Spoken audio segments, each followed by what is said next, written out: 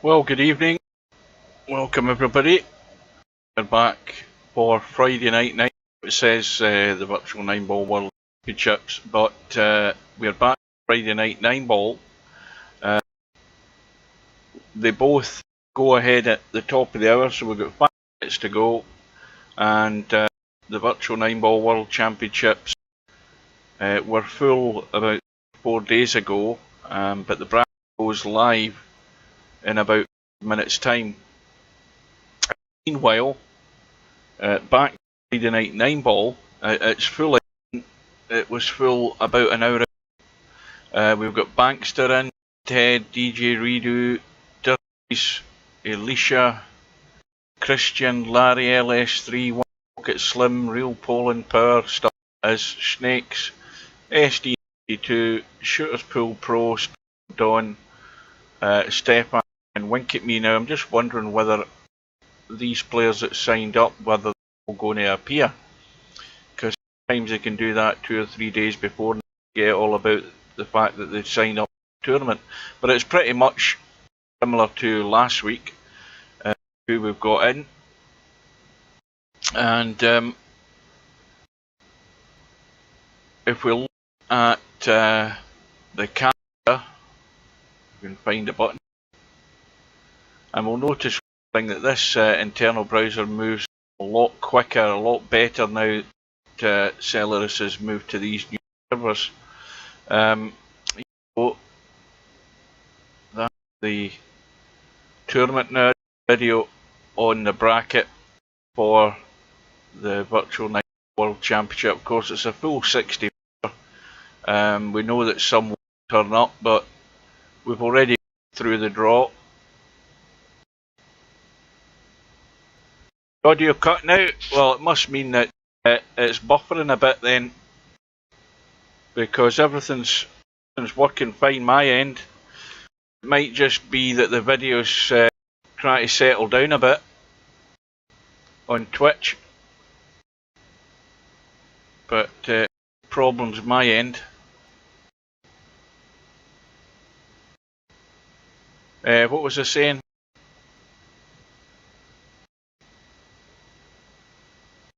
Yeah, top of the hour. So this bracket has been for about 3 days, and at 7 o'clock it goes. I don't know whether there'll be anybody here to play any match, but we're going to concentrate on the Friday night 9. But no real surprise matches in this first round, although there's obviously going to be some big clashes not too far down the line. I think there's like one match, and I can't remember what one is. In fact, I've given up looking because this bracket's so difficult for me to. Yeah, anyway, there's probably a few won't turn up. Maybe half a dozen or so not make it. It's the problem is a lot of these guys who sign up probably don't know anything about NRT tournaments. Audio's a bit dodgy. Well, it must be on. It must be Twitch. Try it on YouTube, and it's very unusual for Twitch to be like that. It might settle down. It may be that they're again it's peak time, my time. They could be throttling back a bit, so they could. Now, where's Friday night ball to get the bracket back up?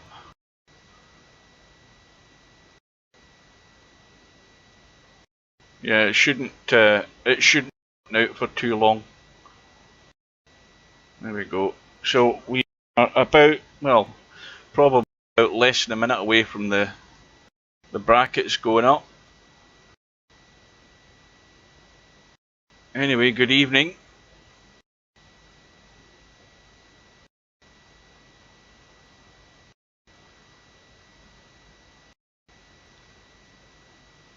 have a look and see what we've got to draw. Now I noticed that there doesn't seem to be any intended prize on the Virtual 9-Ball World Championship. No prizes for Rack's Run or anything like that. I didn't read anything in it, like what they've done, what they did in the Pool World Championship. Well, you're saying I stutters. I say there's nothing I can do about it. I'm streaming as normal. Everything seems fine. Let me have a quick look.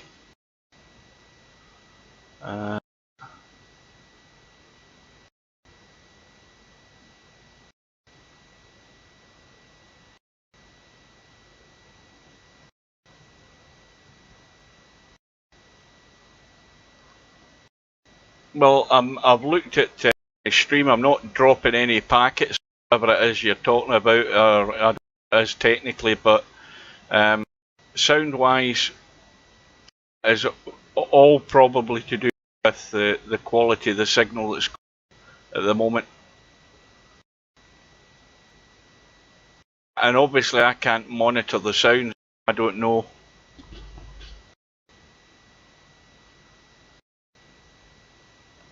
Sounds like I'm muting the microphone. Well, I've just switched it off there, but nothing I can do about it. It might get better, it might get worse, but I think it's out with control. Right, so the matches are up. Got Wink at Me against Alicia, DJ Redo against Dawn, Bankster against Pool Pro. Now, so I've got the chat up. I can't see whether Pool Pro has arrived, because he wasn't in the lobby.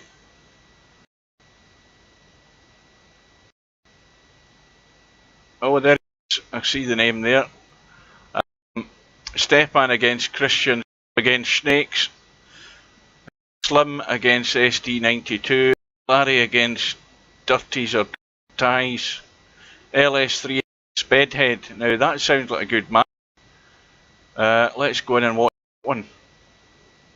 And I'll check cloth colour. Miscellaneous.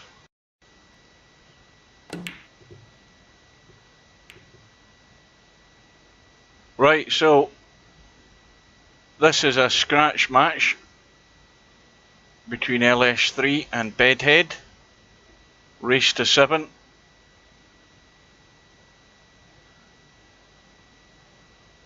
And we're early in the first rack.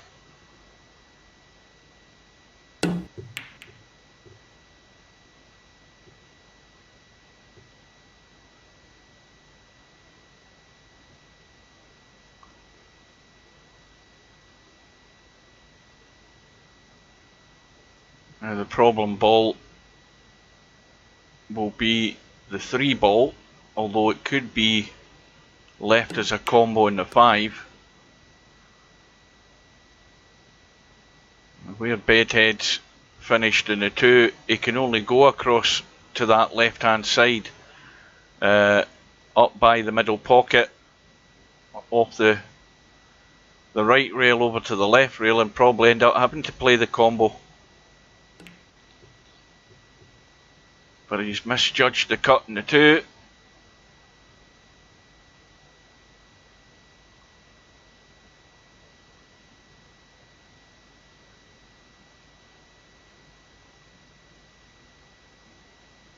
You can let me know. You can let me know if the sound's getting any better.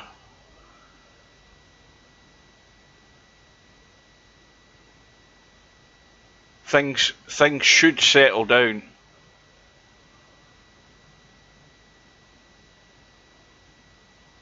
So LS3 has sort of got on the 3.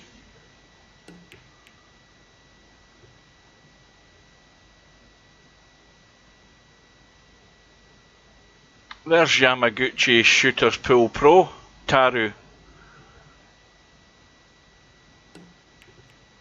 Good evening. Must be well late at night where you are. Must be into Saturday morning.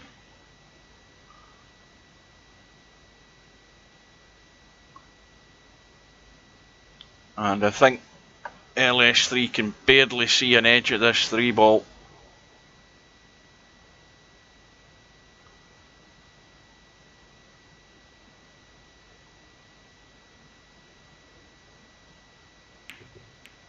And that was the only thing that was going to cause the problem, was a double kiss.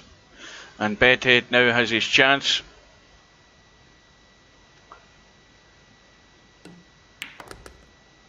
Now, I think you'll find that I was the one person that said that Shooters Pool Pro was Yamaguchi Taru about 3 or 4 weeks ago. My sixth sense told me.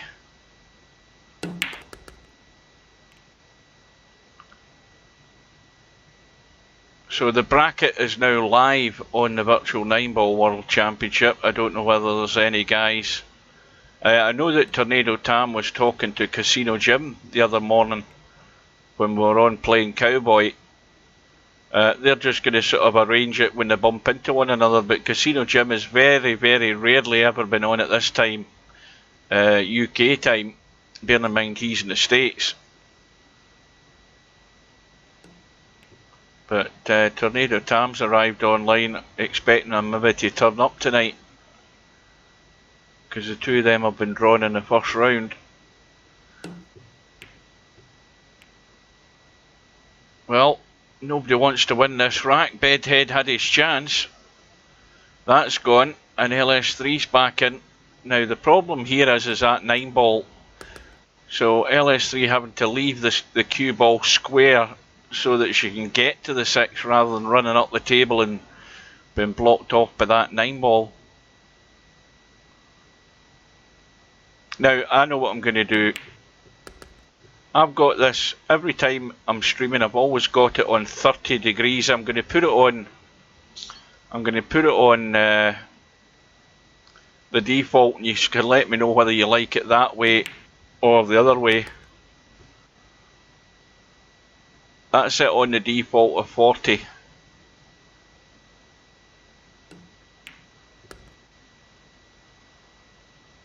So LS3 should have the first rack on the board. And of course, it's winner breaks.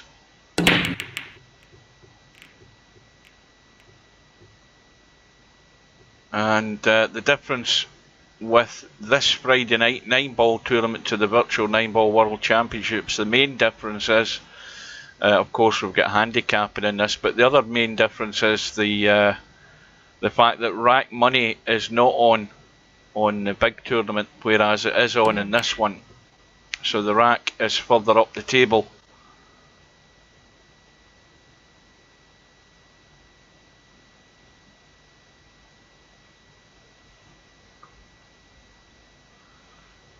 There's a lot of people who have more than one account, but that's because they're numpties and they forget their login.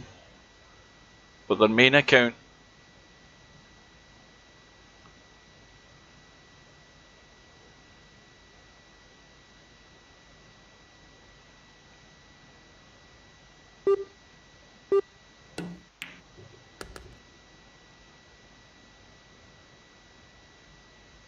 cue ball's going below the 2, but the danger here, this has to be pocketed dead weight, this 2 ball, so the cue ball doesn't run past that right middle pocket and hide behind the 8 ball, and so it leaves the 3 ball as awkward as well.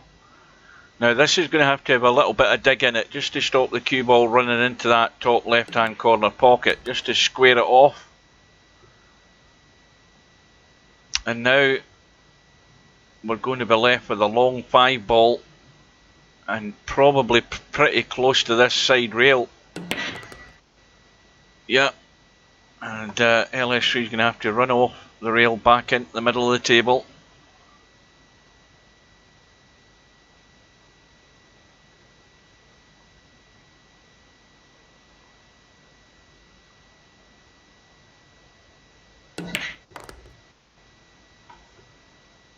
And that will do nicely. And LS3 with a strong chance here to get 2 on the board.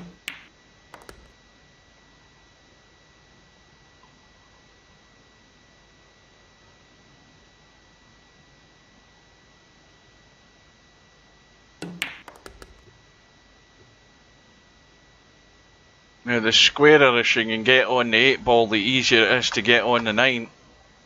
And you can just drop down for this 9 into the opposite middle pocket if she wants, unless she wants to hold it, she can hold it. So LS3, that's what you've got to do, take your chances. And it's 2-0.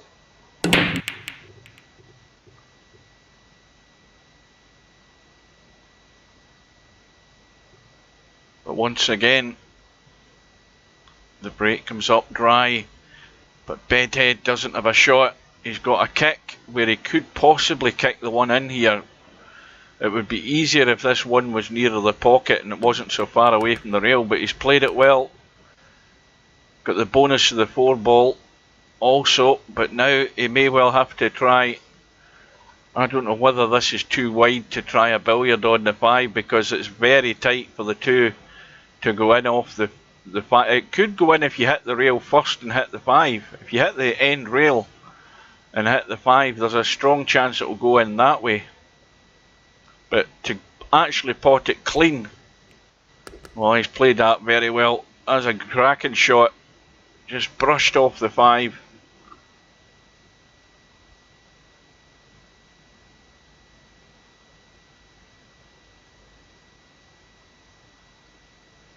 And shouldn't have a problem getting on the 5. It's wide open up the top of the table. 6 right in the middle of the table. And chances like this, Bedhead has to take out. And Alicia hasn't turned up. That's what I mentioned earlier on. People signing up either last night or earlier today and then forgetting they're in the tournament. And Wink at Me's got a forfeit. He's through to round 2. And meanwhile, Bedhead is going to draw back rather than go forward, because that's the danger of running behind the 8 or the 9. And now he's going to have to come around the corner and go high enough onto this 8. And that means he's now got a choice of what he does. Well, in fact, he's probably going to come behind because he's got a wee bit more angle than he would probably have liked. But it's a run out for Bedhead. And trails by 1.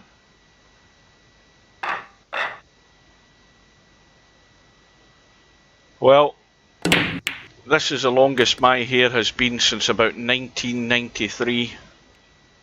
And my appointment is booked for April the 7th.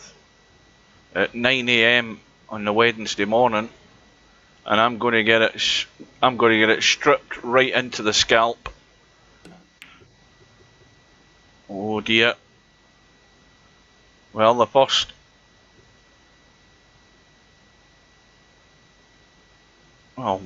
main error on the pot there for Bedhead.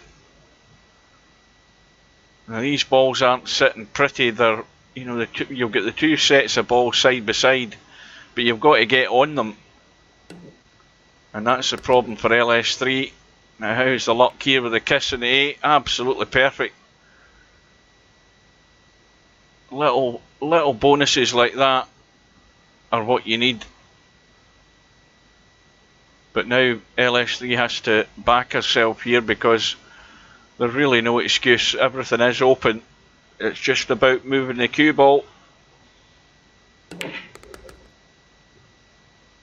and moving it in the right direction. Now this needs to come off the rail, back out for the 6 ball into the same pocket.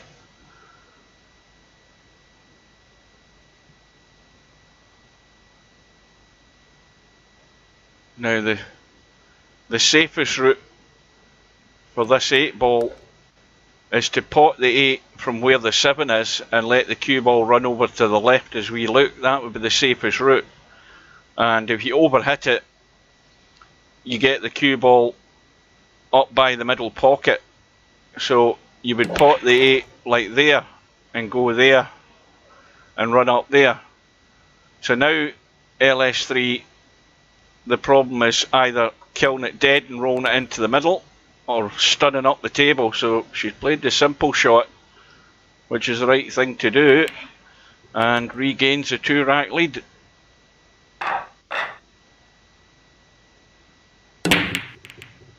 Six balls going to track in,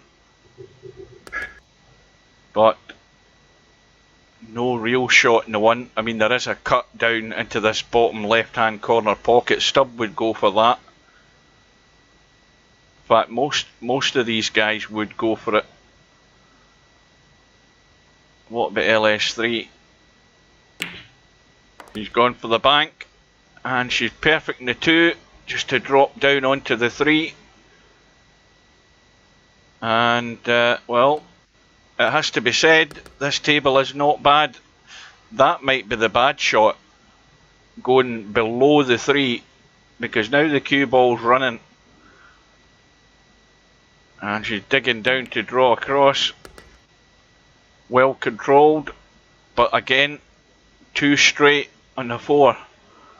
And the safest shot would be to draw back and just play this 5 long into that top left, rather than trying to squirt across and do crazy things. So a little Botman right hand English just to punch the cue ball over to the left. And now again, similar problem, dead straight in the 5.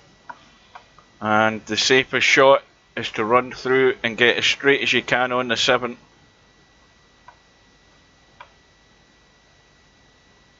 To just shoot it past that 9 ball. Now this needs to keep going, because that way you can pot the 7 and just run on to the 9 and hold for the 8.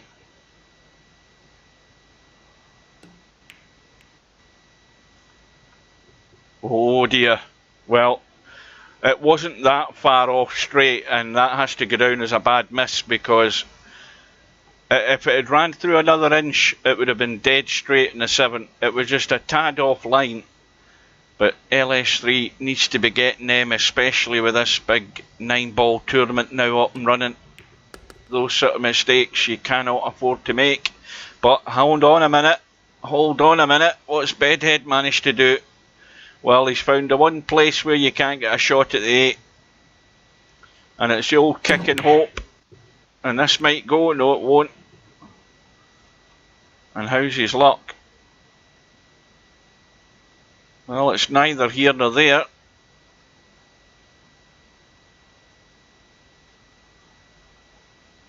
But LS3 has a chance to steal this. And it's going to be 4-1. I've forgotten what these... I've forgotten what the first round is, and or what the winner's side matches are up to 19 in the first in the winner's side. This 9-ball World Championship.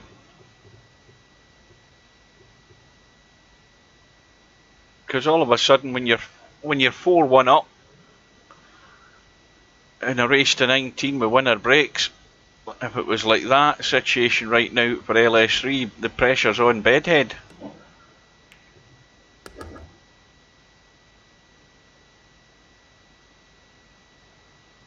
And rats can go very quickly, and matches won't be quite as long as people are thinking. Where's this cue ball going? I know where it's going. It's finding the pocket, and Bedhead, well, he's staring 5-1 here because these balls are perfect.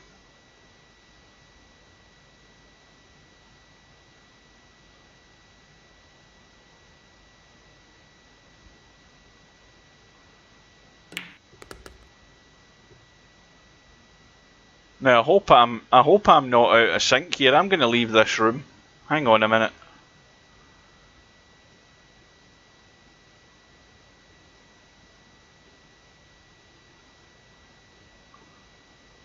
Now, do you see what I mean about being out of sync? You see, look at the score. I was just reading the chat there, and all of a sudden it's 4-1 to Bedhead. Unbelievable. And you guys are saying that the sound was breaking up. There was more than the sound breaking up. It was a bloody out of sync. So from LS3 having a 4-1 lead, she's trailing 4-1. Well, she's about to be trailing 5-1.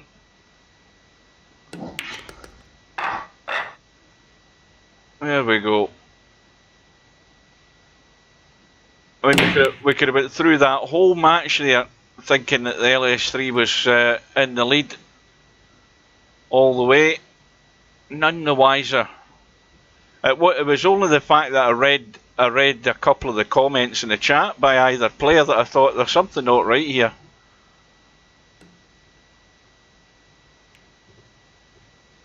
Anyway, we now know the score. It's Bedhead with a comfortable lead. And any errors that we saw earlier on were LS3's errors, not Bedhead's. So apologies to Bedhead.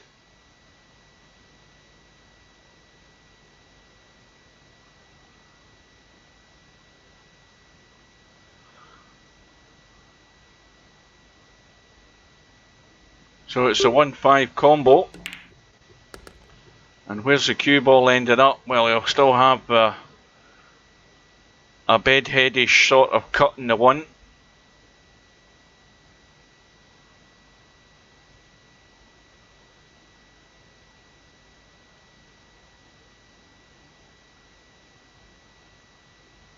And there's the first proper result through.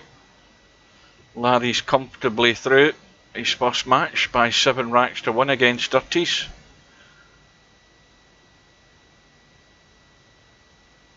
You see, this is what happens when people don't arrange a proper time. I was talking about Tornado Tam earlier on in Casino Gym. Now they've decided they're going to bump into one another, and Tornado Tam's here with nothing else to do, wondering whether Casino Gym's going to turn up. Whereas you're far better sending a proposal and getting a time where you can both turn up rather than guessing. But like I say, a lot of players aren't familiar with the NRT tournament system because we don't do them that much. And especially if they haven't saw the tutorial video, they won't be any the wiser.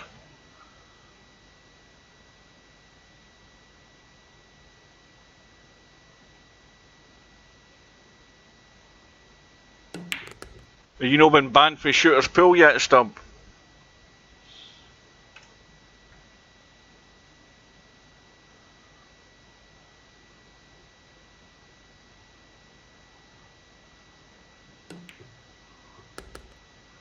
So Bedhead, well, he's going to leave a toughie here.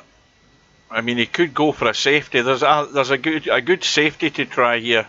It's like a 2-in-1 shot. You can try and bank the 8, but send the cue ball down to the bottom left-hand corner and try and use the 9 as a blocker. And then if you get the 8 and you get lucky, then you just roll the 9 into the top left-hand corner pocket. I don't think the bank's on, the 9's in the way, but it might be worth trying the bank into the corner.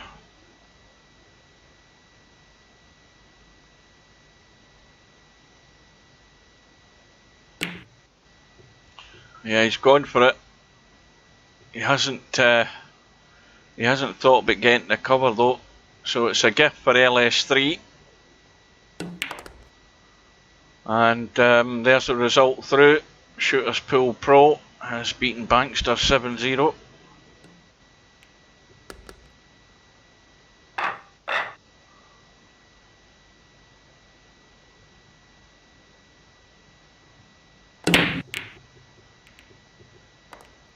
And the 5 has gone in, the 3 has gone in. There's going to be a 1-6 combo in a second for LS3. And as long as the 1 stays there, the 2 should be easy enough to follow into the opposite corner pocket. And what she almost done here, almost hooked herself behind that 4 ball. And one pocket slim is through also, so results are coming in thick and fast. And again, LS3 doing her best to try and hook herself behind that 4.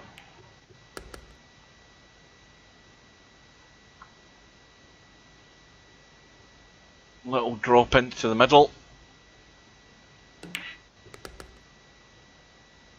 Again, this is just almost poker straight on this 7 ball, a slight angle. Now this is the one that can go wrong. You overhit this, you finish on the low side of the 9, whereas the safest shot is to finish on the left hand side, somewhere over by the middle pocket. So I would be putting a fair bit of spin on this. Well, that's actually good pace. It's always dangerous to run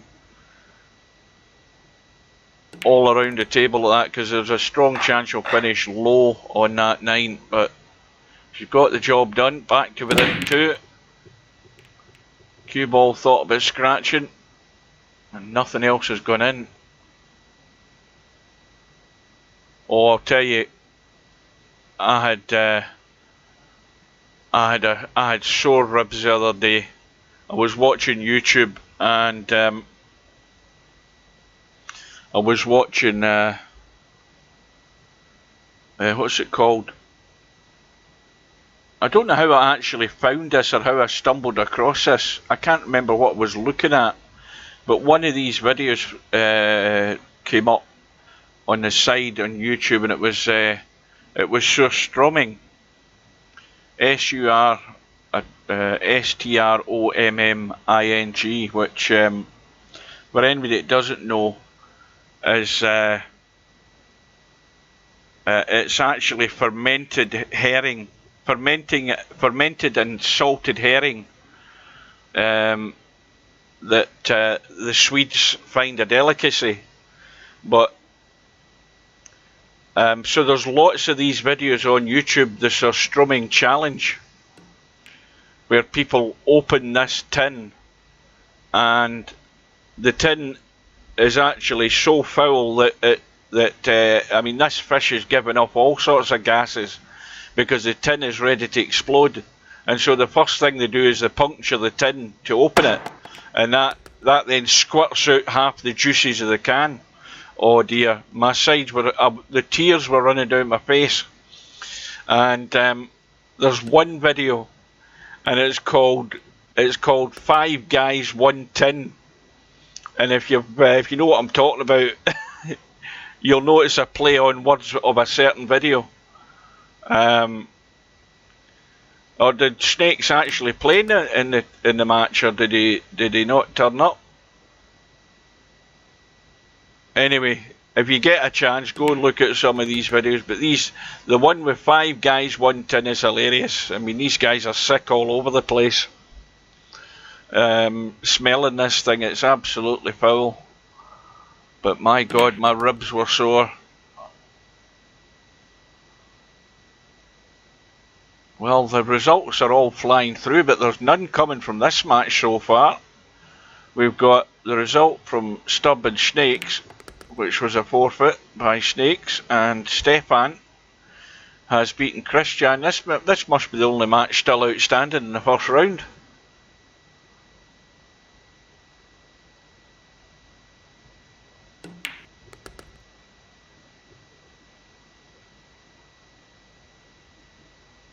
I heard a story about how, and I can't remember the full story because I wasn't really listening at the time, but I think there's a guy has made a video on YouTube about how to actually prepare this surströmming so that you can open the tin safely.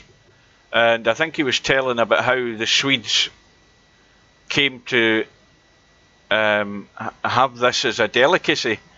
And I think it was something to do with sailors who arrived. I can't remember the proper story, but these sailors arrived at a port somewhere in Sweden, and I think they were doing a trade or something for some other stuff, and they traded in these rotten tins of fish that they had on board, which I think they were actually proper prepared tins of fish, but they hadn't actually been preserved properly. And they decided to give these to these Swedes in a trade, thinking that they'll get rid of this rubbish. Little did they know that the Swedes loved it that much, they wanted more of it. And that's basically how it came about, something along those lines. And it's probably the most... I'd love to smell it, it must be absolutely foul and disgusting. And how people can eat it is beyond me. We've got nothing as bad as that in Scotland, even though our diet is probably one of the worst in the world. Well, there's Albie there. In actual fact, this guy on YouTube, Albie, he actually opened it in a bucket of water. He got the tin opener, put it onto the can, and then he then put the can under the water, and then pierced the can under the water so that the juices that squirted out squirted into the water, so you don't get that tremendous odour going into the air. But how you people eat that, I don't know, because you watch those videos, these people they're spewing into buckets, they're spewing into bags, and this is only smelling the thing.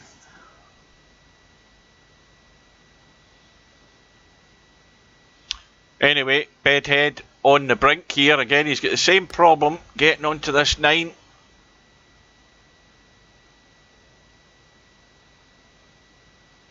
But that guy, I mean, he was preparing, because you can get. I looked at the prices of this thing. Some of these websites are charging like £30 and £40 for tins of it. Plus, you can get tins where the fish is actually filleted.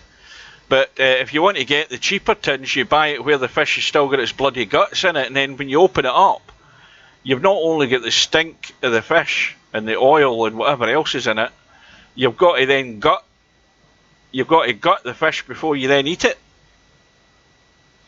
Anyway, Bedhead comfortably through 7 racks to 3. Let's have a look at the bracket, because there's loads of results going through there that we've missed.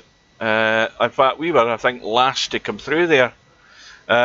We've now got a match between One Pocket Slim and Shooters Pool Pro just gone underway. I think we'll go in and watch that one. Stubbs about to play Bedhead.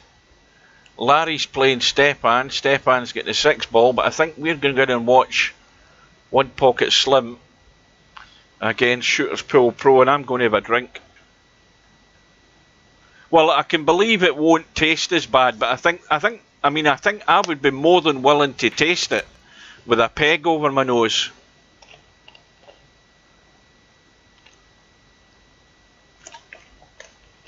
I think if you actually, prepare before you endeavour to actually attempt to eat any of that, I think you should wear a peg over your nose. That way you don't get the smell, and then all you're doing is getting the taste. But you know, everybody says how salty it is, because it's obviously part of the preservation process years ago was salt. A lot of stuff was salted and stuck into barrels to keep the thing preserved. But then, of course, if you leave it long enough, it ferments like this fish does. And you've got all sorts of rotten gases given off. So it basically smells like a sewer.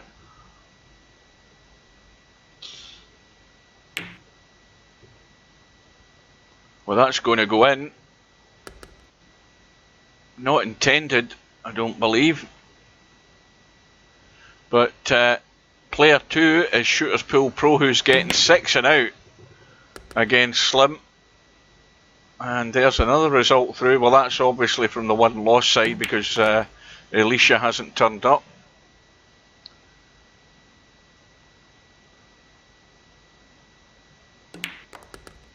Well, everything else that you've mentioned there, Albie, sounds delicious. Just leave out the fish. I'll take the bread roll with all the other bits and bobs that go with it, and just leave the fish. I'll have the butter, the chives, the potatoes, and everything. That sounds very nice. But yeah, you can eat my fish.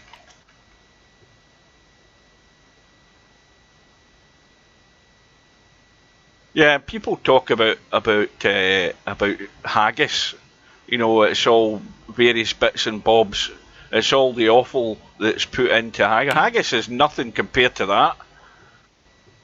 I could eat haggis every day of the week without a problem. But that fish, I would always try something once, but I wouldn't risk trying it without a peg over my nose, because I think I would probably be more likely to vomit over it than I would actually taste it if I could smell it. But those videos, I mean, some of them are really hilarious. I sat there, my ribs were sore watching these people spewing into bags and it's hilarious. Oh dear. Well, Slim's in a good position here, considering that he's given 6 and out to Shooters Pool Pro. It's whether or not he's going to be able to keep that advantage, because 6 and out is such a heavy handicap.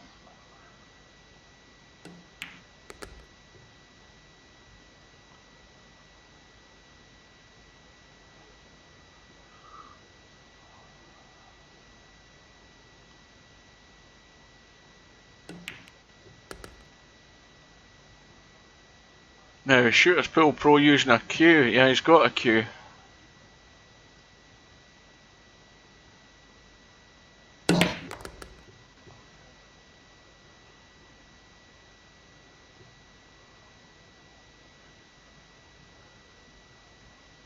Now, a little run through would be the safest shot, just to leave the long 7. Oh, of course, straight away I've forgotten about the 6 and out handicap. And that's what's going to work against Slim. If Slim makes any mistake, Shooters Pool Pro is going to run away with these racks with that handicap.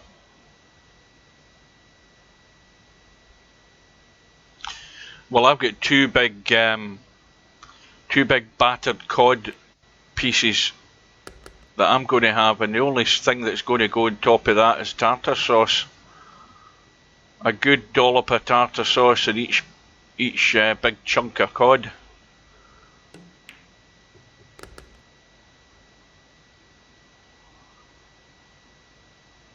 Oh, you see the 5 guys, 1 tin, you've got to watch that.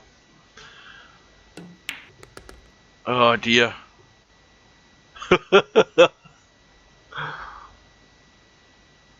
Oh dear. It's funny. There we go, in the blink of an eye, 2 racks all. And the 6 ball has got in on the break, that will come back up. Shooters Pool Pro remains at the table. Now, how much of that 1 ball can he see? Well, the only place he's going to send this one is up towards the 9. Unless he kicks off the rail and kicks into the 1 and then hopes he gets lucky. Yeah, he's just using the 2 as cover, or trying to. Now, back in the old days of EP3, the shot you would play here would be to punch that 1, loads the top in the cue ball, and the cue ball would hold the rail and you would try and kick the 9 in.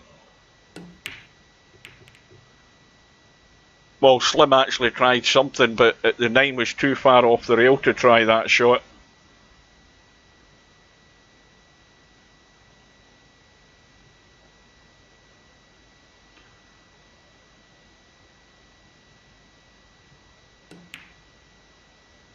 And that's not, oh, that's just gone in, just at the extreme edge of that corner pocket there.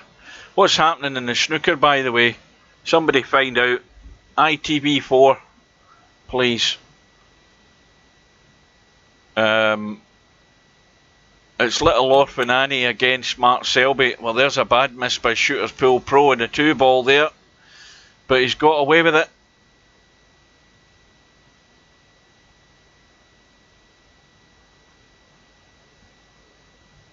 Harpo Mark's playing Mark Selby.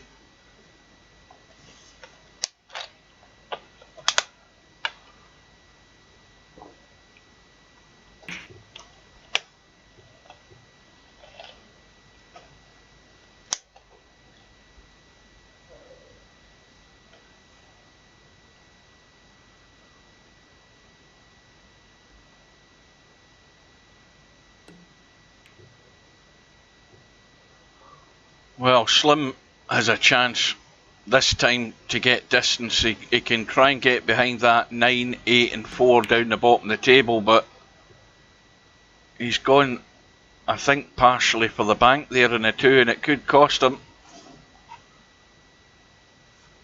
Has he got the cover? Yes, he has.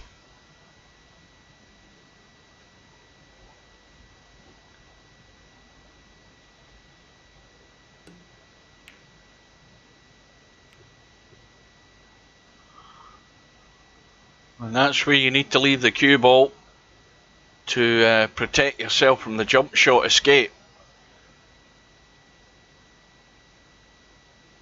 Cue ball tight on the 3.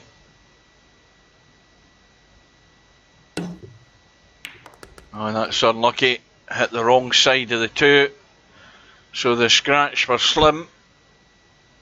And ball in hand for Shooters Pool Pro. So he only needs to get to the 6-ball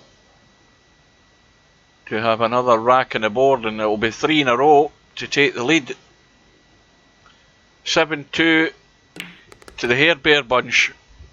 It looks as if he's going to be... I don't think there's been a close match yet in this tournament. Mind you, there's only been 8 players in it, but there's not really been a close match. I think the best result was 10-5. But every other match, every other player's ran away with it.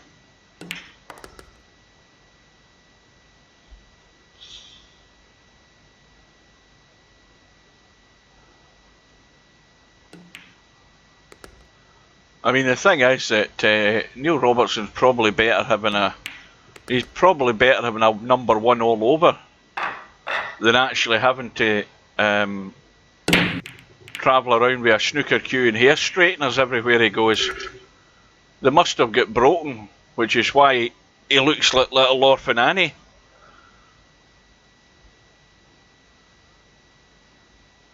So, ball in the break. 4-ball. Shooters Pool Pro going for the combo in the 9 there.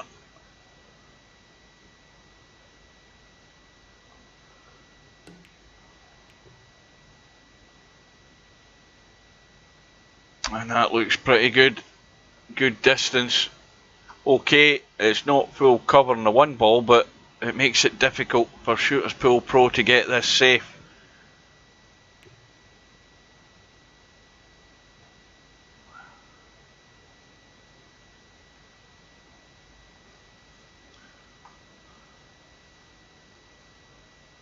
Well, that's off the rail far enough to probably entice Slim into having a cut at this.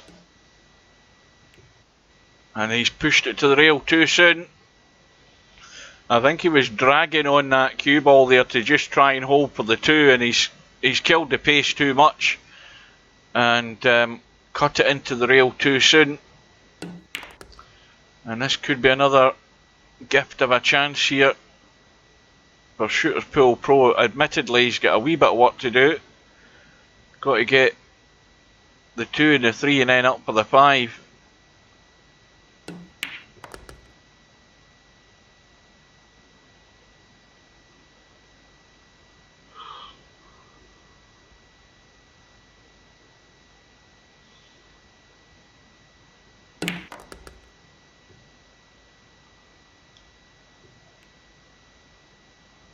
And it's going to be 4 in a row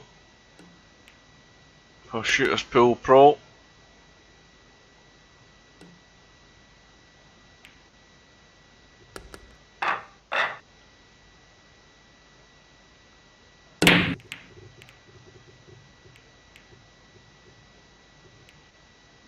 Well, that was a pretty good break. I mean, all the balls were moving at good pace, but not one of them's gone in.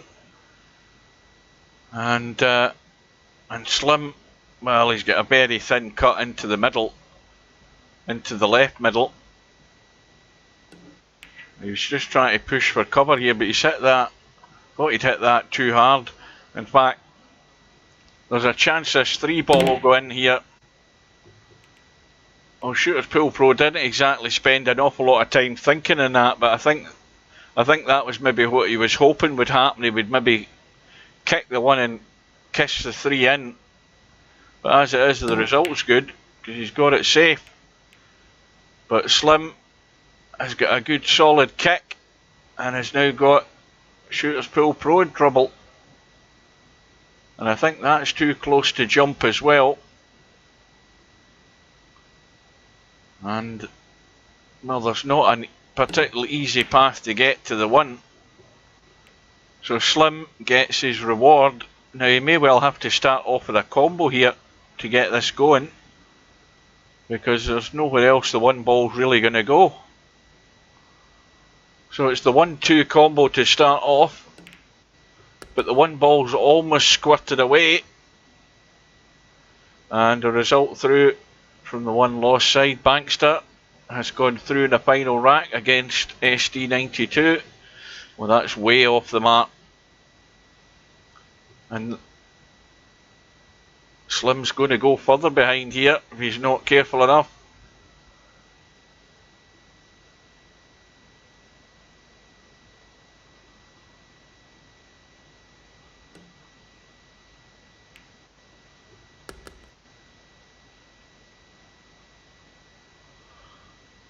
Now that seems a bit weird to have played that at that pace and left the cue ball up there for this 3-ball.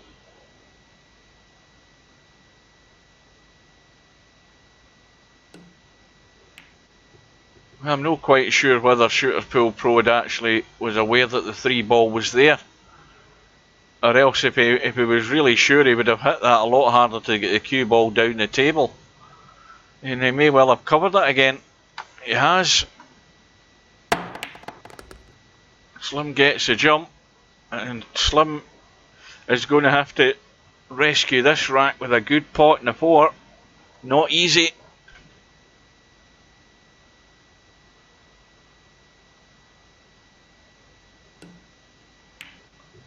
Yeah, you're playing from distance. Not easy. He may well have checked that cue ball up as well to come back up the table square there towards that 5, which made the shot even more difficult. And once again, it's a gift of a chance for Shooter's Pool Pro. Just the 6-ball to get after this, which shouldn't be a problem.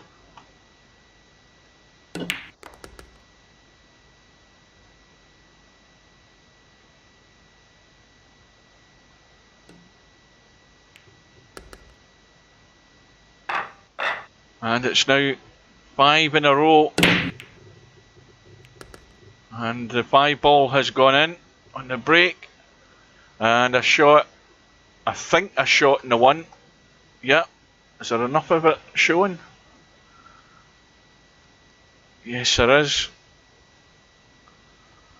And the cue ball, if it misses everything, should be down onto the 2. Well, he's running at the 4, not done any harm doing that. And this should be 6-2.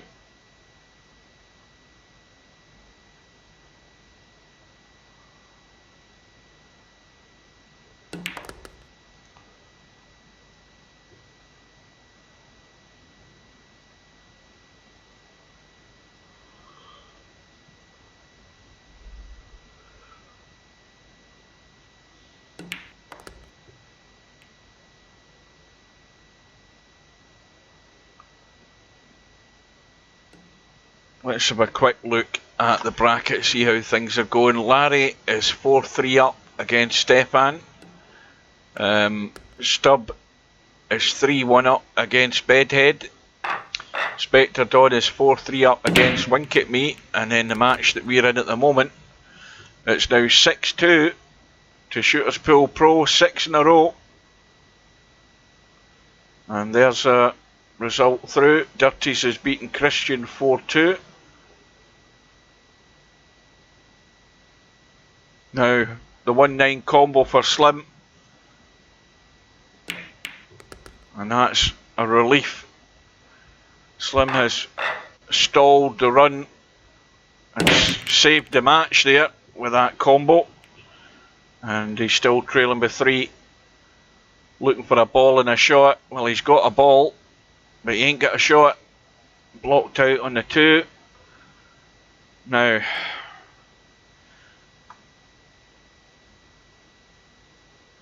he's played the push out.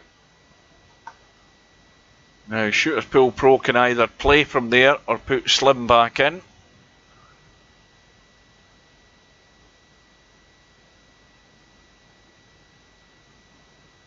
I'm not so sure I would maybe want to play this, because if you're going to go off the 2 and try and get covered behind that 9, 8 and 7,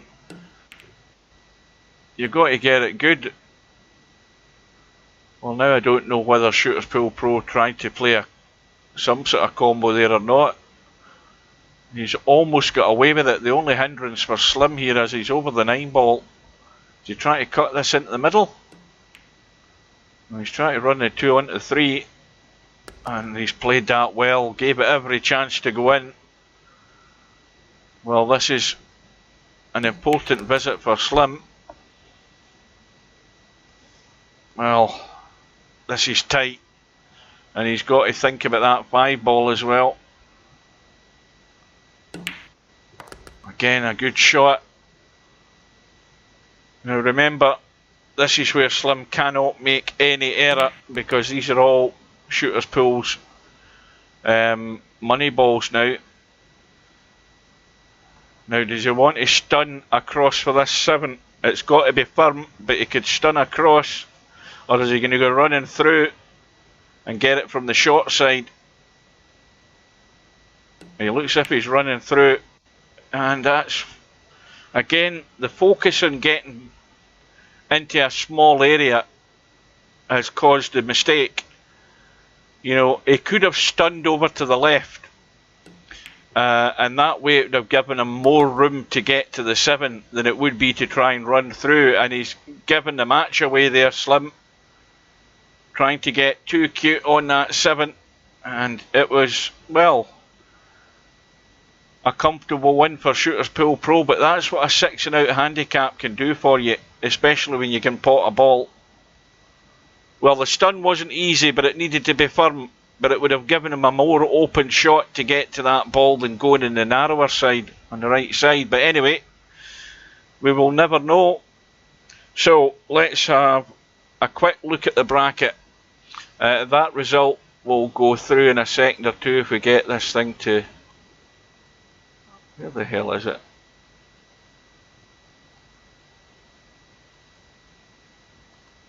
I can't change that. I can't change it. I can't see it for the chat. Anyway, it doesn't matter. We've got Stub 3-2 up against Bedhead. Larry is 5-4 up against Stefan. Stefan getting the 6 ball. Spectre Dawn all square with Wink at Me. That's the match we're going to go in and watch. Well, it's now 5-4 to Wink at Me. Scratch match. Ball has gone in. And what ball has gone? The 5 ball has gone. And Wink at Me with a very thin cut in the 1. The cue ball's going all over the place here. He's got a slim chance of getting on the 2. He just needs to get lucky and hit something. Well, he's missed the 1. He's fluked the 4. And has he still got a shot in the 1? Yes, he has. He can cut the 1 and come across for the 2.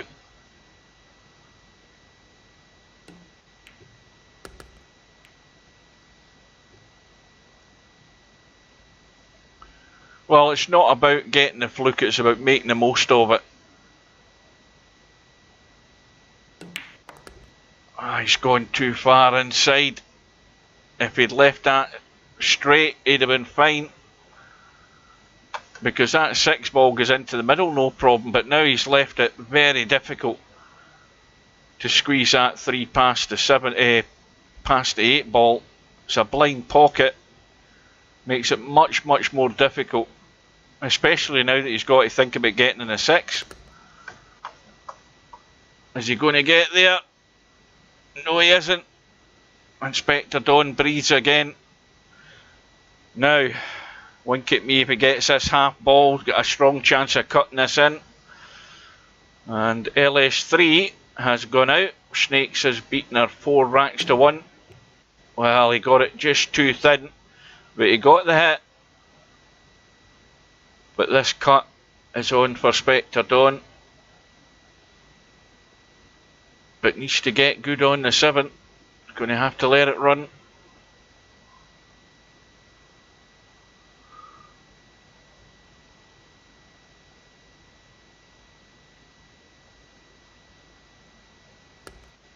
Well, I think he's killed that too much. He's killed that way too much. He's going to have to bank this. And it's a pretty much odds on bank, this 7 ball. But it looks as if he's cutting it. Yeah, I don't know why he didn't play the bank.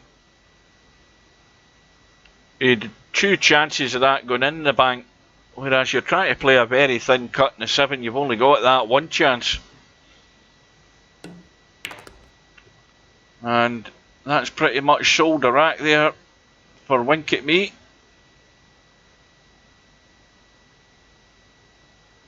Or Spectre Dawn, that is. He sold it to Wink at Me. It's going to be 6-4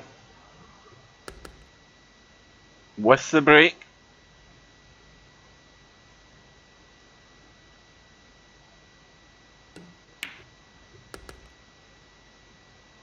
Now,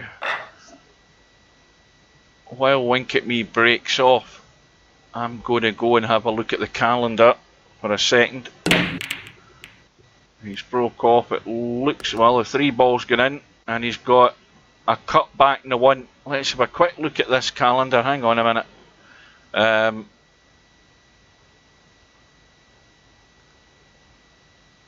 Where are we? And see if there's anything happening in this bracket. Well, there we've got a match arranged between Whiskey and Cirrus.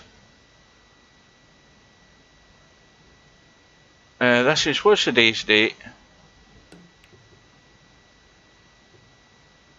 Oh, mind you, it's already started. What am I talking about? It started 25 minutes ago. I've just realised this is the 26th, so that's a match that's underway. And there's another one, Lanabold against Dubrovnik. They all started pretty much straight away. They're 4 racks all.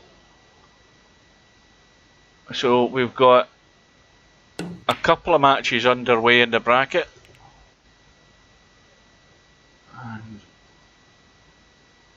meanwhile, we'll go back to our tournament and back to the match that we're watching. So Wink at Me 6-4 up, but Spectre Dawn at the table.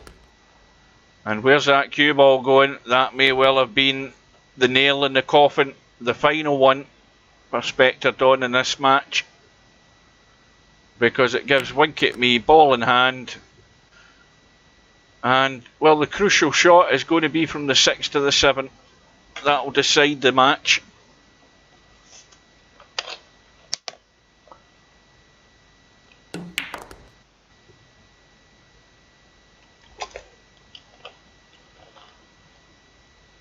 Well, he couldn't be in a worse place to get onto this 7 ball from the 6 where he sat there. I mean, he's right on the rail. There's not an awful lot he can do to that cue ball. He can try and come across 2 rails. He's trying to baby it in. Well, again, he's got the cut of the bank. I'd be more inclined to go for the bank again.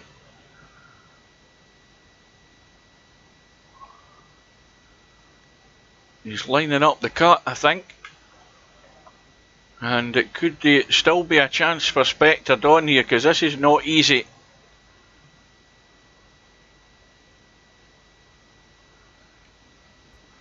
And it goes, cue ball's running, and it's going to be running pretty nice onto that 8 ball. And that's a good shot.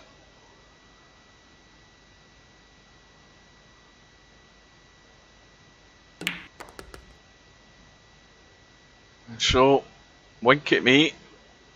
It's going to send Spectre Dawn through to that one lost side.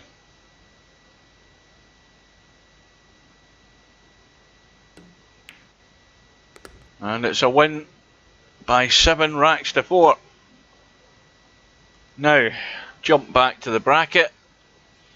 And we see that Larry is, what, 6-5 against Stefan. Bedhead. Let's jump into that match with Stubb. Stubb is 5 racks to 3 up against Bedhead. That's a good shot. Unfortunately though, cue ball's died a death and Bedhead's got himself in a proper hole now.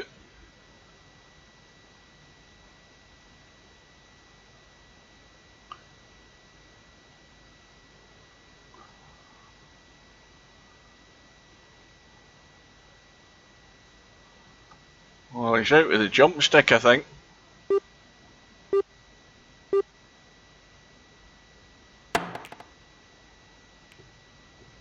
Well, that's a good effort. He's got it reasonably safe, but again, Stubb is going to... This isn't the type of thing that you can induce Stubb into having a go at every time. He sees the twos off the rail. He knows no other way to go about it other than having a cut in this two. And I don't believe it, he's played a safety. And again, he's not got it tight though. He's left Bedhead room to jump over this 6, although Bedhead fancies going the rail. I don't know why he's not jumping it. Oh, he's got a billiard off the 4 from the 2. And he's landed a shot in the 3.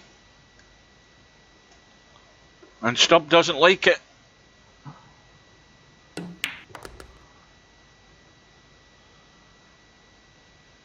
I'm surprised Stubb played the safety there. That's a miracle. They actually decided it was wiser to try and get a decent safety in than it was to try and cut that 2 down the rail. He wants to be doing that a bit more in this 9-ball World Championship.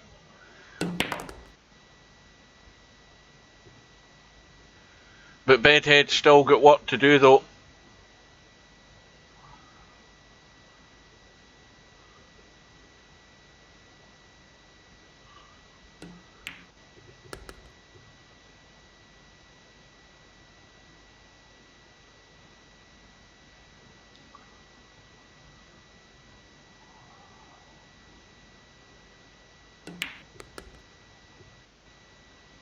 Well, he's got the angle on the 8 ball, so he can stun this 8 in and get out for the 9.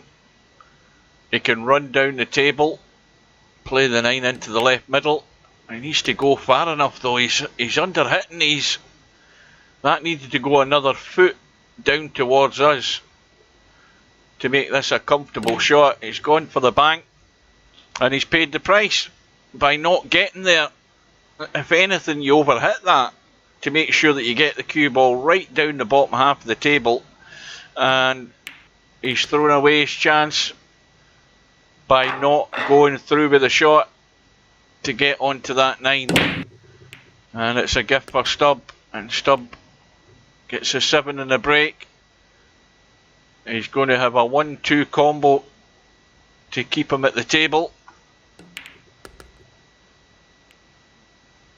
And well, I think he's fortunate he's still got half a shot here in this one. And he's going to double bank it. And now it's all out to win the match at this visit. And he's hung the 3.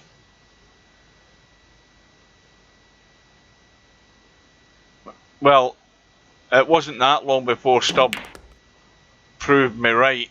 You know, going for everything that he sees, you're just going to run out of shots eventually. And that cut in the 3 was not easy, but it was all out to win the match there. And Bedhead breathes again if he can get this done.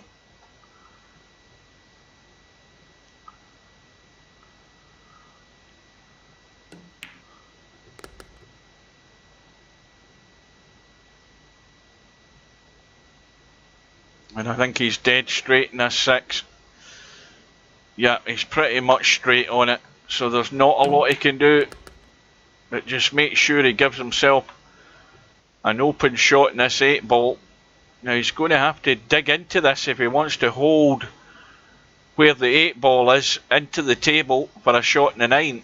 He doesn't want to let this cue ball run. If he's going to let it run, he's going to have to hit this very firm. Yeah, he's jacking up just to cut it in and come across. That was the right shot to keep control of the cue ball.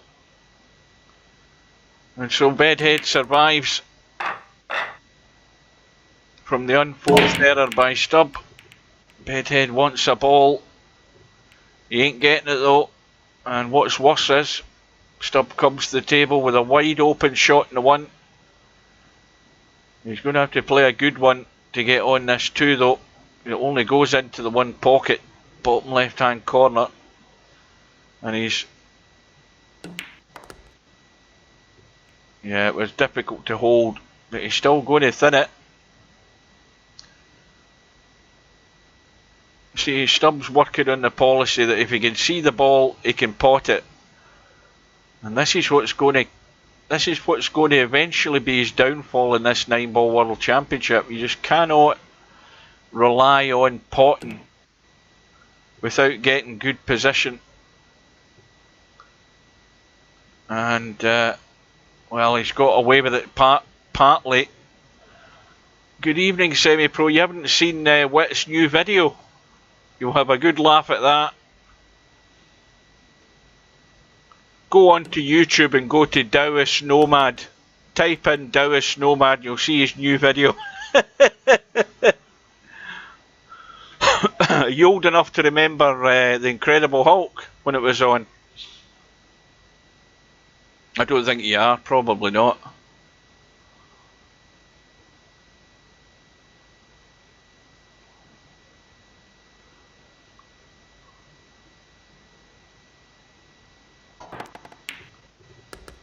Oh, Bedhead's jump escape there keeps him at the table.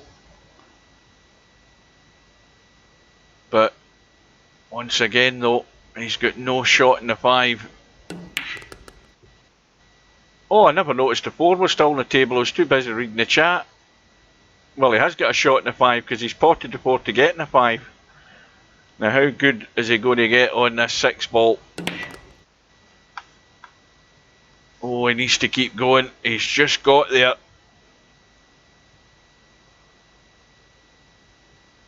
I think you're the only one that's in the chat, Sammy. Everybody else has gone to bed. So we have got a couple of matches have already started in the Virtual 9-Ball World Championship.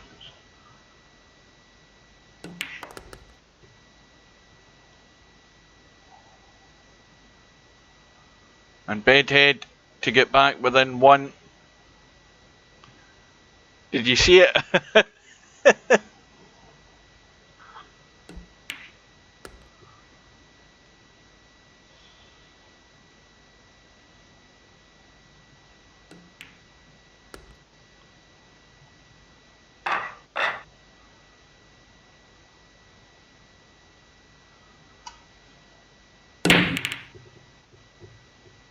David Banner.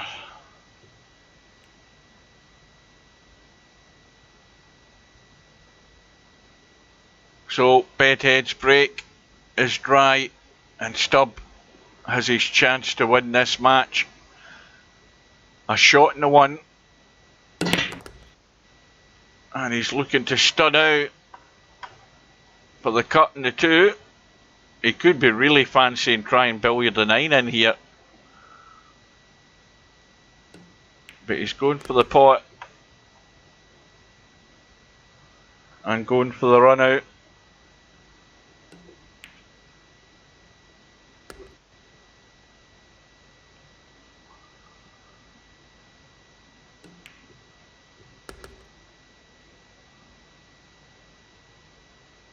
And Larry has gone through in the final rack decider, I just noticed there, against Stefan. Stefan was getting the 6 ball.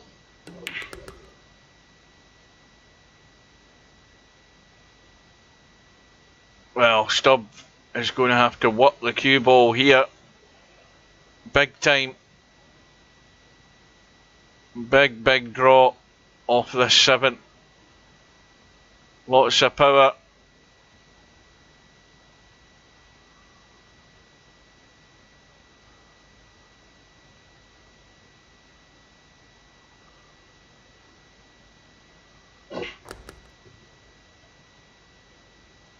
And he's going to leave the world famous bedhead cut in the 8 ball.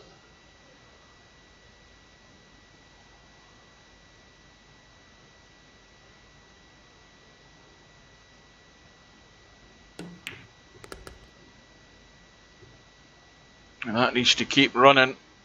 It needs to keep going. And now he's neither here nor there. It's a very thin cut in the 9. He needs to drag into this. Can he get it there? Yeah, he can. It was much easier than I thought. Well, that's unfortunate for Bedhead. Bedhead won the last rack, got the break. Break was dry. Left Stubb on in the 1. And Stubb runs out to win the match 7 racks to 5. So, back to the bracket. And we'll see Larry now is waiting to play Stubb. And Wink at Me is playing Shooters Pool Pro. It's 1 rack all in that match. And while this is on, what we'll do is we will go and have a quick look at the latest scores in the matches that have started in the Virtual 9-Ball World Championship. We've got the match. What is it a race to? Is it a race to 19? Yes, it is. We've got the match between Cirrus and Whiskey, and Cirrus is 10 racks to 5 up, and there's a match further down between Crow Dubrovnik against Lanabold. That's a closer match. It's 8-6, and I think that is all that is going on at the moment. Oops, hang on a minute, that's us. Yeah, I mean, I have to admit, one of the matches that's gone underway tonight, I didn't think that player would turn up, Cirrus, because that's a name I'd never seen before. Right, so we have the match between Larry and Stubb about to start, or just underway. Meanwhile, Wink at Me's 2-1 against Shooters Pool Pro, but we'll go in to watch the Larry Stubb match, and Stubb straight away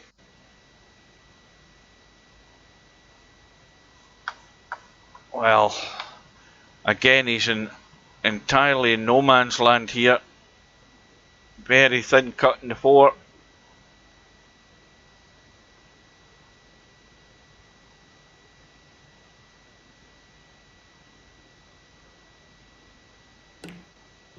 And it goes, this is going to have to bounce, so, but it ain't going to bounce. Now, what does he do?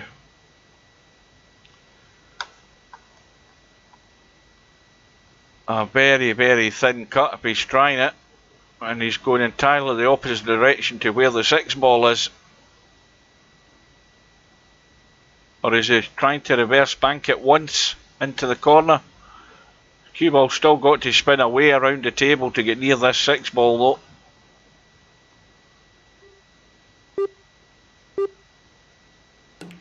And he's got the cut, but the cue ball, well,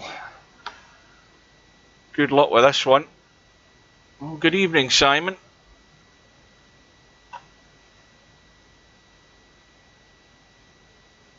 This is a toughie, because he can play the reverse bank on it.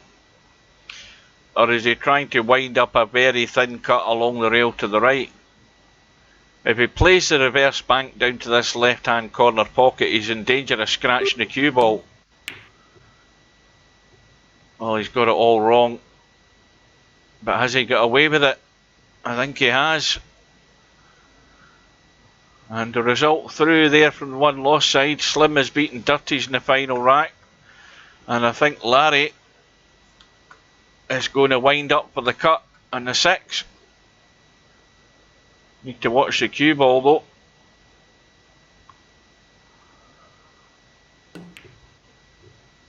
That's a good shot. Needs a nice kiss in the 9. Well, he's got a shot.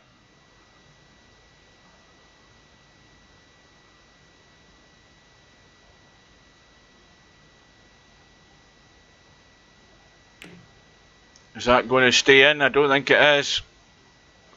Just cut it to the rail too soon. And in the end, it's a gift for Stubb for the first rack.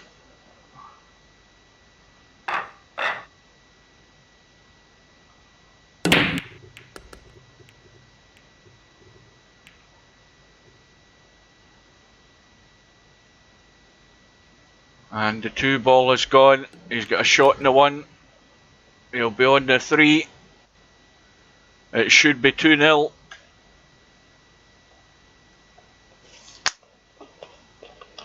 You know, been playing that Valheim game.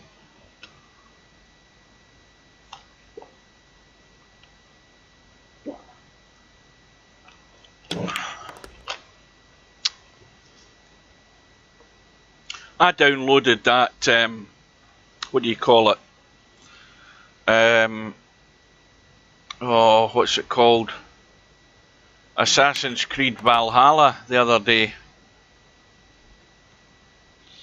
I had bought the previous, or the previous one but 2. It was Assassin's Creed Odyssey I had actually bought. And I don't see any real difference. The only real difference is the fact it's in a different environment for the last one that I played, which was like in Egypt. You know, with pyramids and everything. And this is set in Viking times. But it's pretty much the same gameplay. There's nothing much different to it. And I'm just glad I didn't spend 50 quid on it. Well, meanwhile, Stubb left with the thin cut in the 9. And Bankster has beaten Stefan 4-0. Big handicap probably playing the part in that. And Stubb 2-0 up. And that was a run out from the break.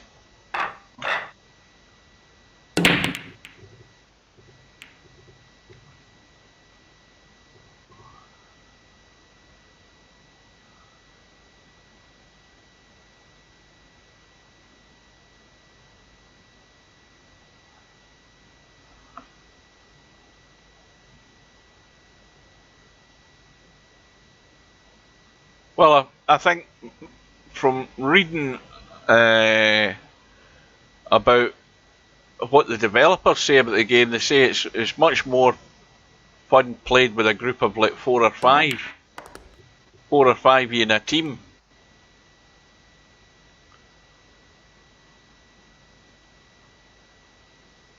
I'm surprised you haven't joined up with Polament. Polament, he's got hundreds of screenshots on Facebook of the game, so he's been playing it for hours on end.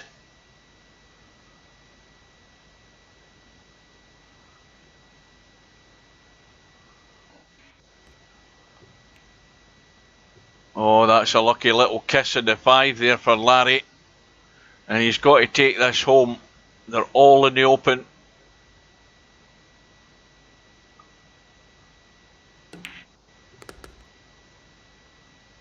Now these are the sort of chances that you cannot afford to throw away. Got to take them out every time.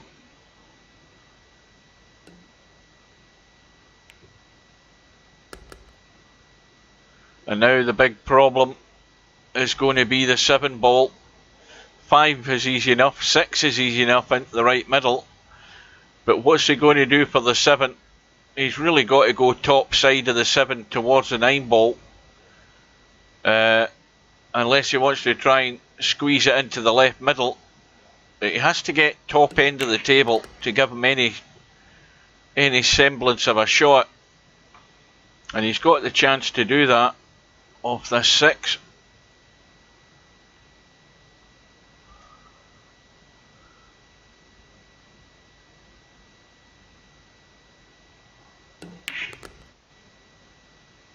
Well, he's trying to leave it into the middle. Let's see what that looks like from behind the shot. Well, you just got to baby it in.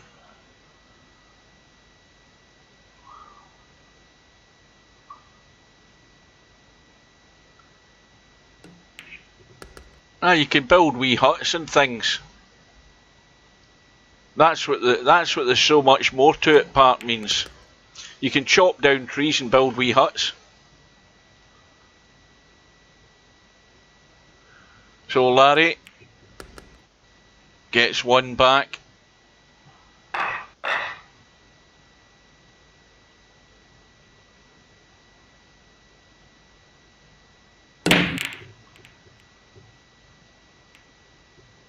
But again, wanting that ball in the break and a shot, and he ain't got it. And once again, same thing has happened here as what happened in that rack that Bedhead broke off after he won one.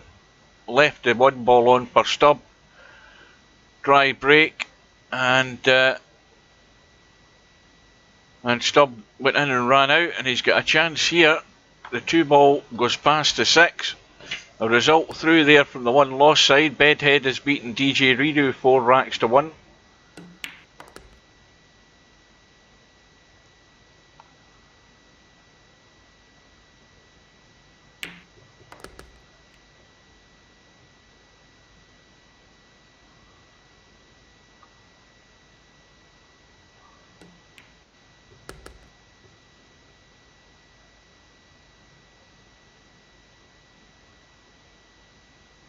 Well, he has to run either way up top of the table or just leave the gap between the 8 and the 7. He's played the safe side. And now he's got to get good on that 7 ball.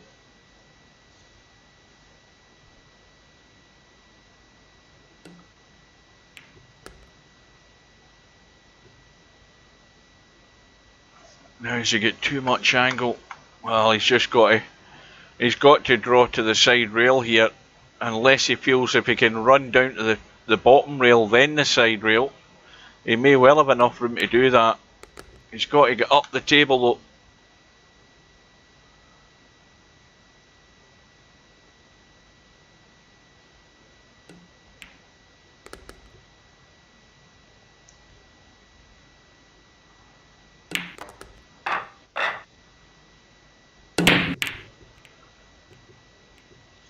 So 3-1 to Stubb. This time he's the one that's come up dry. The big difference is though he's left nothing on for Larry. The one doesn't go, so he's looking for a good safety.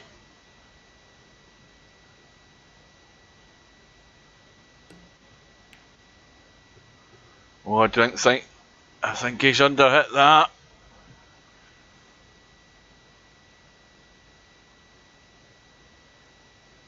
Well, I don't think Stubb can get enough of the one to pot it.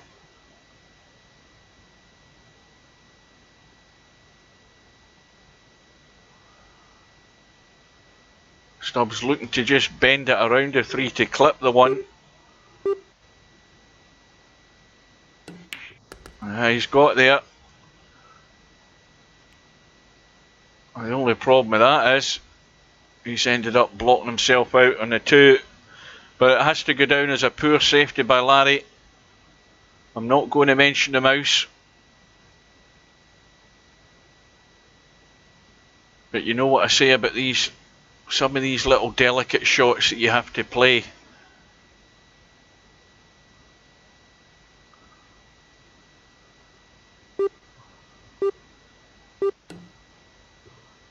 Well, Stubbs missed the 2. The question is can Larry pot the 2 and get to the 3? Because Stubb has just kissed into the 6. It shouldn't make any difference.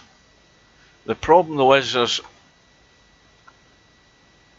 it's a straight draw off the 2. If you want to overhit it and draw to the bottom rail and you come out, then at least you're going to get there.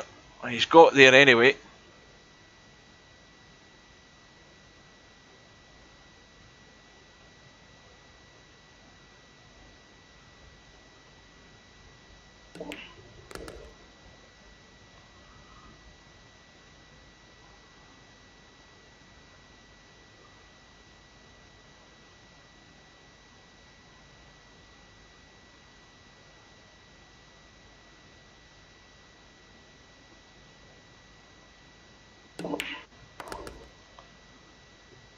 Well, he's just inside the 5, but that's perfect.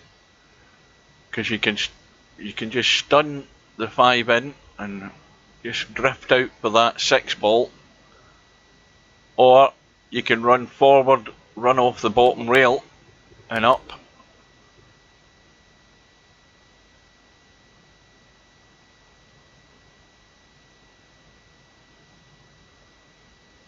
Now he really should be trying to get the other side of this 7 ball.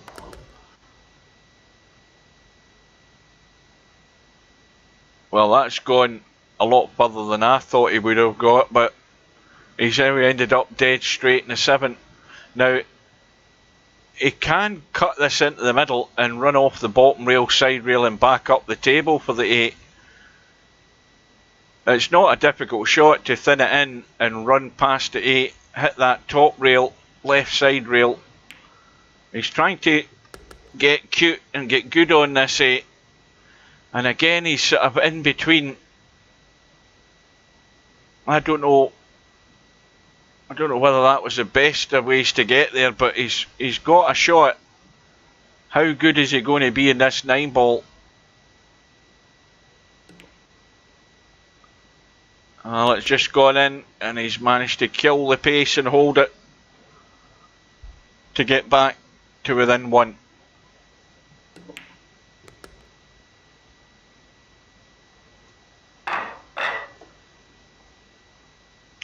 Tournament's now been on for, well, about 88 minutes.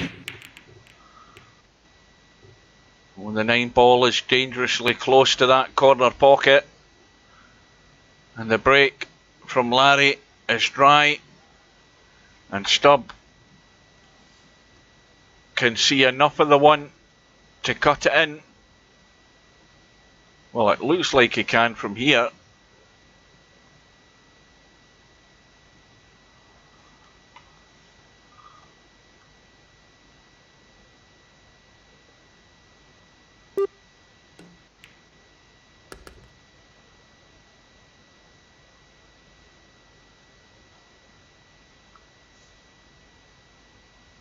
Well, this is going to have to avoid traffic, avoid that 6 ball. Well, he's ran straight into the 5.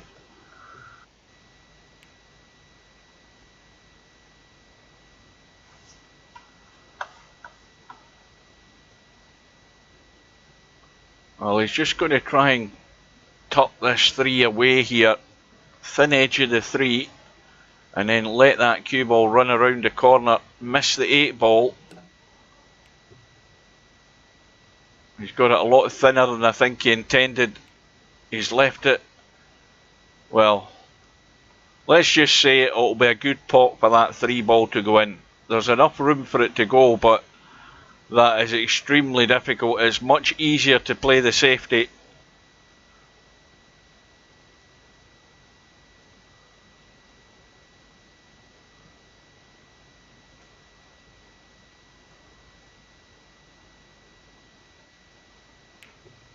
Well, Larry's went for it. Is he going to get the second prize? I think Stubb can get the edge of that 3, and he may well be hoping to get a kiss in the 4. Oh, he's missed the 4. Well, I thought he'd have been banking on getting a hit on that 4 there. He's missed it entirely. And Larry breathes again.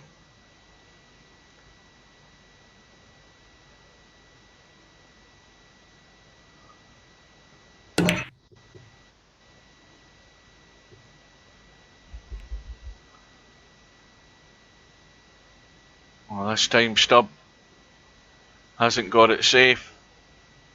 And Wink at Me has gone through against Shooters Pool Pro. 7 racks to 1. That's a good win for Wink at Me. Meanwhile, Larry, trailing by 1, has his chance if he can get a clean path back up to this 5 ball. It looks simple enough. Well, he's trying to be cute. He should have let it run. He'd all the room in the world there to cut that 4 in and let the cue ball run down the bottom end of the table here and back up for the 5. I don't see why he had to try and get clever. And he may well have got away with it. And he has done. Or has he? Where's the 8 ball going? Well, the 8 ball was going in, but it's kicked the 7 in instead. And he's landed on the 4. And that's going to annoy Larry even more. Well, Larry should have just cut the 4 in, let the cue ball run. Trying to get too clever.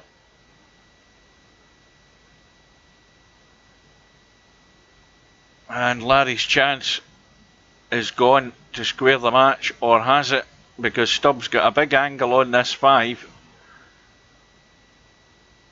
He's trying to just baby it in to leave the cut on the 6. It's off the rail.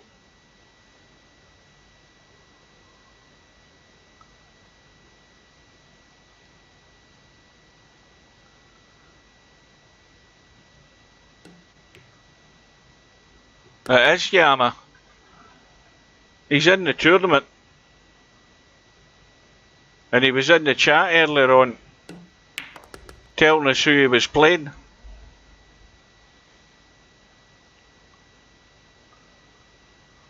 You've got to remember Yama's been out of Virtual Pool 4 for quite a while basically. And so he's just learning, he's just finding his feet again.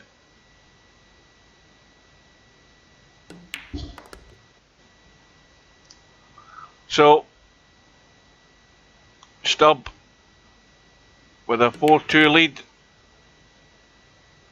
which should be 5 in about a minute and a half's time, provided that 4 ball stays in play.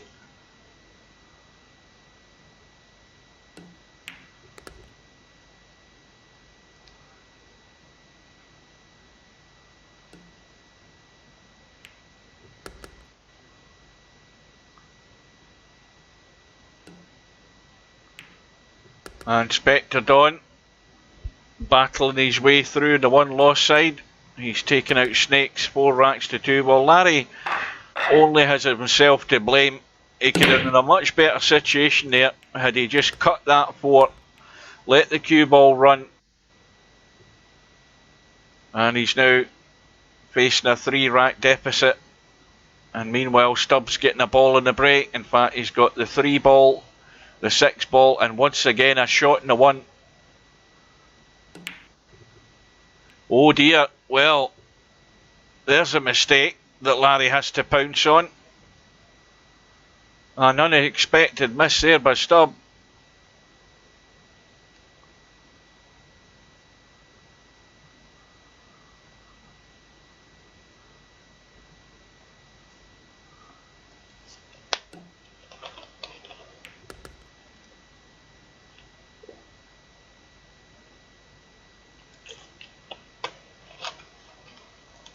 Now, what's Larry left himself here? Not much by the look of it. Yeah, he's just looking to lock up the cue ball. But he hasn't got that tight. He hasn't got it tight onto that 8 ball. And Stubb may well get out the jump stick here. And I'll tell you something, this will be sore if Stubb picks this out and lands up in the 4.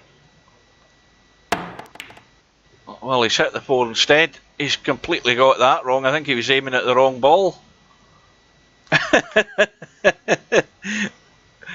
think Stubbs a wee bit colourblind because he got a good hit in the 4, but he was nowhere near the 2. And Larry is getting a gift this time. Now, can he take advantage of it?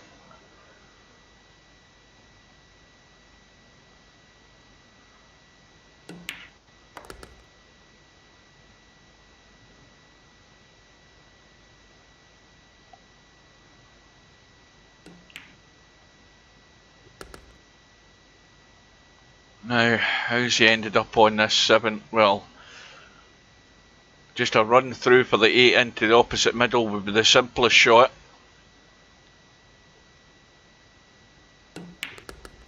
No, he's going to leave it into the corner and hold for the 9.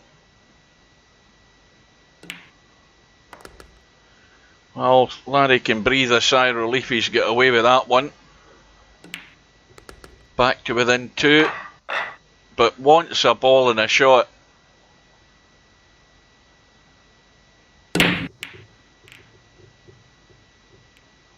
Cue ball's tracking in the pocket though. It's going to be ball in hand for Stubb, is it? No!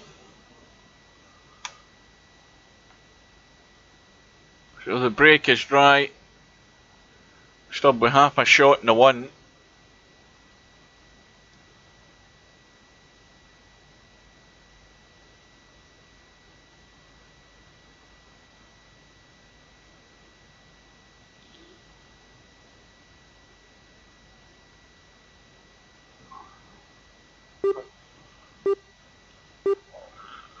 I've got to tell you right now, I've got a terrible craving for a cigarette right now. Oh.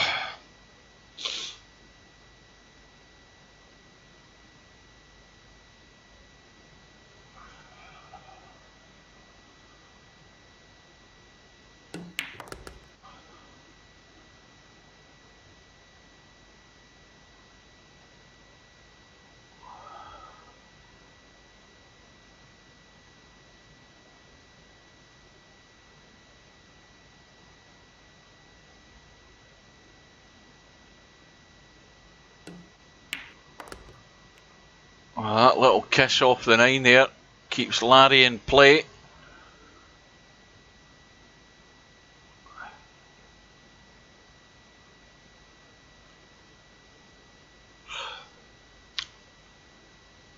Well, it's very easy not to take up smoking again because you simply don't buy them. But it's not that easy to get rid of the craving to actually have one. And that's what I've got right now. It's that bad I should go out and start the engine in the car and suck on the exhaust. That must be 3 weeks now.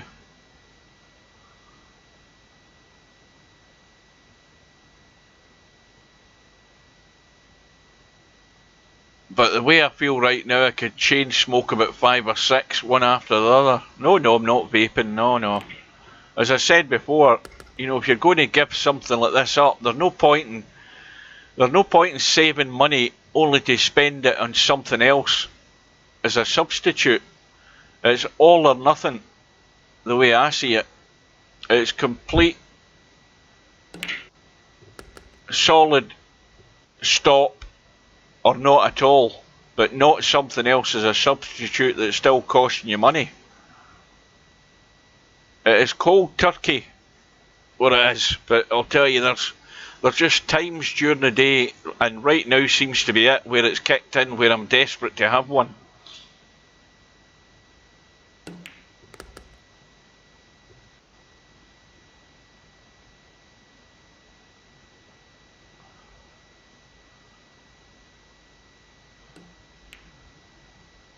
So, Larry, going to get back within 1.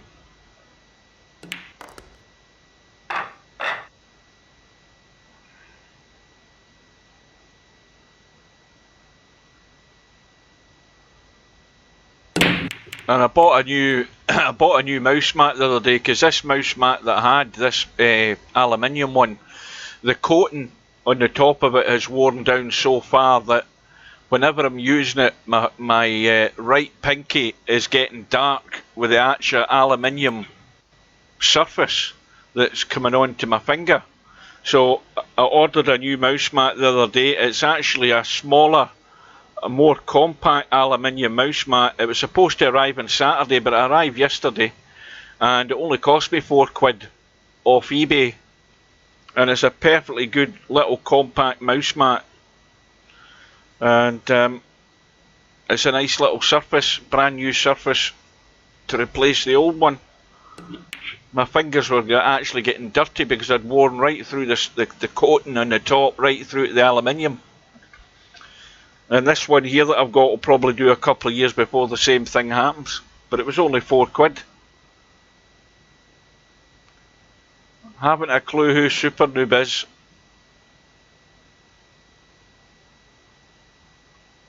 So, Stubb with a 5-4 lead. And a kick on the 1. He's got the hit, but he's not got it safe. And Larry has another chance now.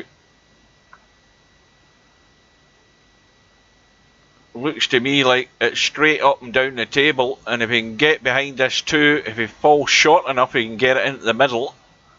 If he goes long enough he'll take it up the table into the same corner pocket as a 1, unless he wants to try and go inside to take it past the 5. Yeah, he's trying to come down far enough, and that is pretty much perfect. I think he can just roll through far enough to get good on this 3. The problem ball then, of course, is the 4. Now, I think Larry's having his doubts as well. He's wondering whether he can actually go far enough. Well, the angle he's got is good. Now, if he wants to risk it, he can pot the 3 and try and run maybe down, something like that, or even if he ends up down here somewhere where he can get the 4 up into there, or if he goes out into the table, the 4 into the middle. Let's see what he tries. Well, he's trying to get there for the middle, and again he's weighted the shot as best as he could, and I think you couldn't have played it much better than that. But that leaves him in no doubt that he can drop it into the middle. But can he do it hard enough to get the cue ball across to the 5? Or is he taking it into the corner? He's taking it into the middle. And the 6 goes past the 9.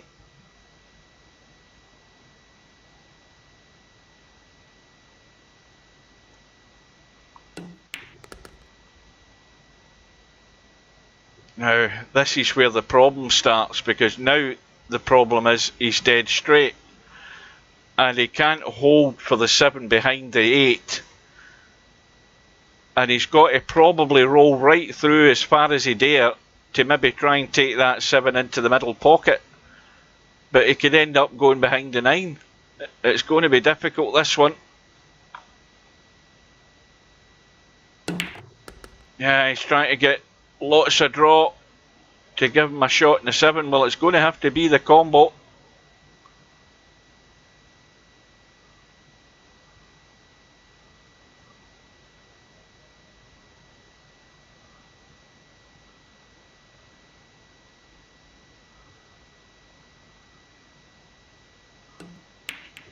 That's a good shot. And so Larry's managed to get back into it and back all square. 5 racks all. And a ball in the break for Larry.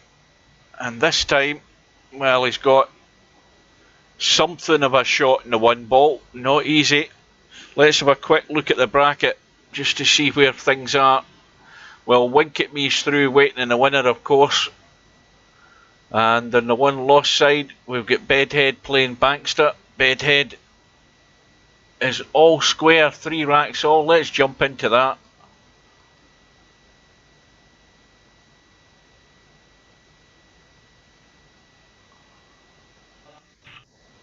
Oh, Bedhead's overcut it, and the old 9ball.com jinx has worked again.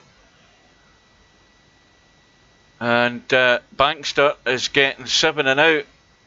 Is he going to have a bash onto this 4 onto the 7 for the match?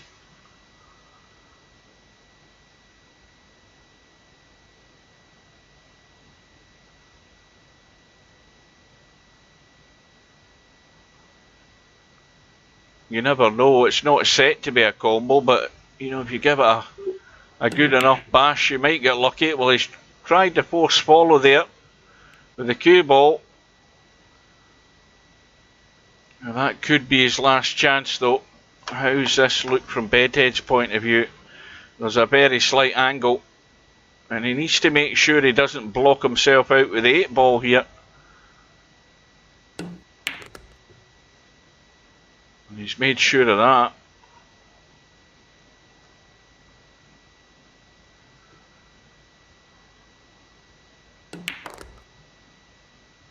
And this should be home and dry for Bedhead. Although he's trying to go far enough up the table to make the 8 ball awkward.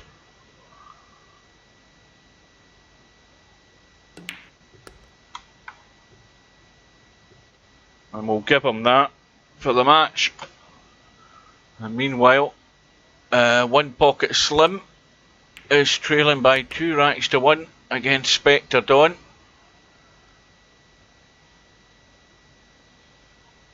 And we will go back into the match between Larry and Stubb at 5 racks all, and Larry on the 6. The 7 goes past the 8, no problem, so Larry should be on the hill in about 30 seconds from now.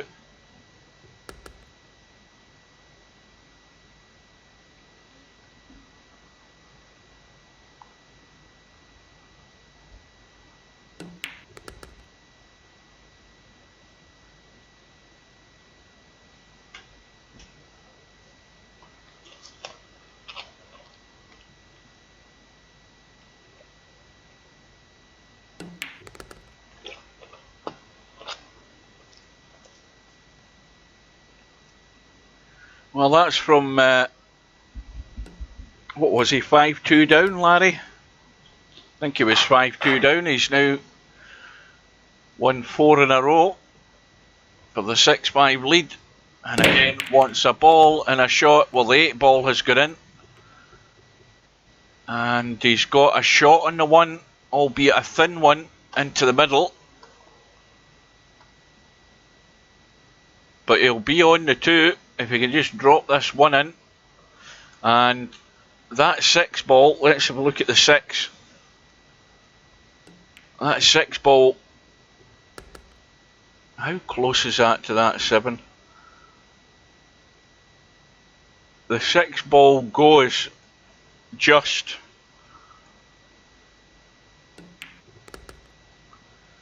So Larry's chance to take out Stubb. Now again, the problem with this shot here is he can just gently, just baby in the 3, but go high enough in the 4 so it's simple enough to get onto the 5. Let's have a look. That's fine, that will do nicely. Just a little soft draw off the 4. And he should have had a good look at that 6 ball, because the 6 does go, but it's very, very tight to that 7.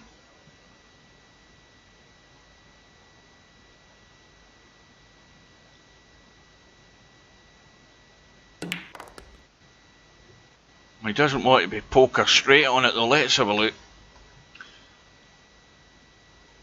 Now you see that this angle, he's in danger of pushing this 6 into the 7. Now he's got it clean.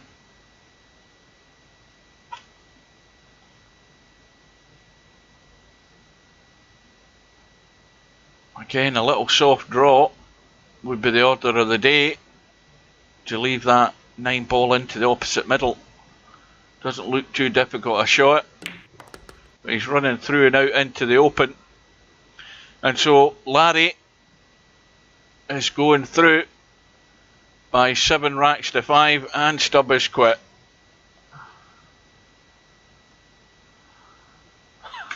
Unbelievable. And there's a result through. I think that's the first match in the Virtual 9 Ball World Championship. Crow Dubrovnik has gone through by 19 racks to 11. So that match took 1 hour and 50 minutes.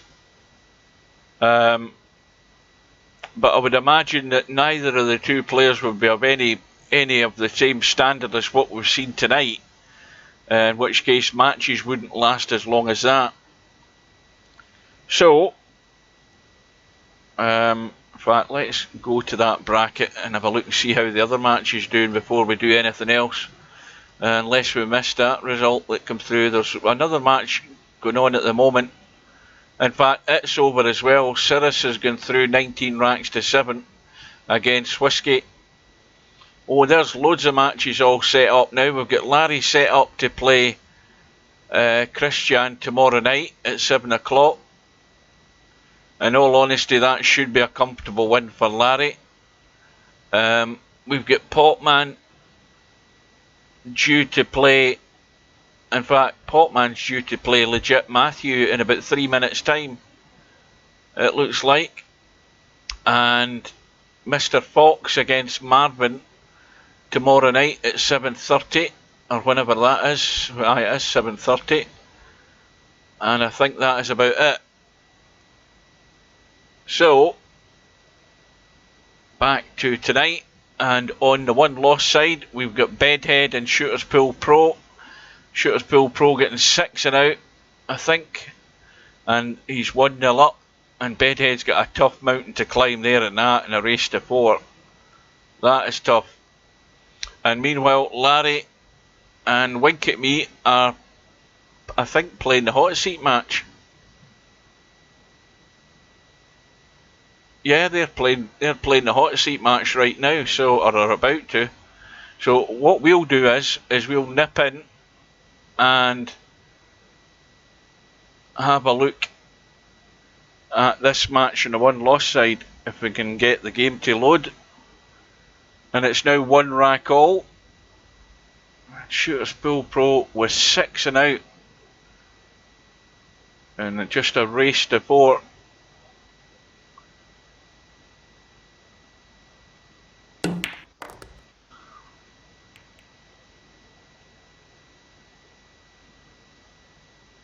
Well, that shot there's opened everything out for Bedhead.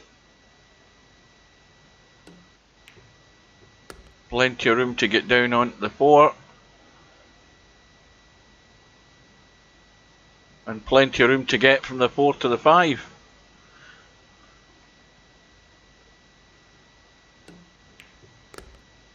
Check to cue ball, so it would go back up the right side.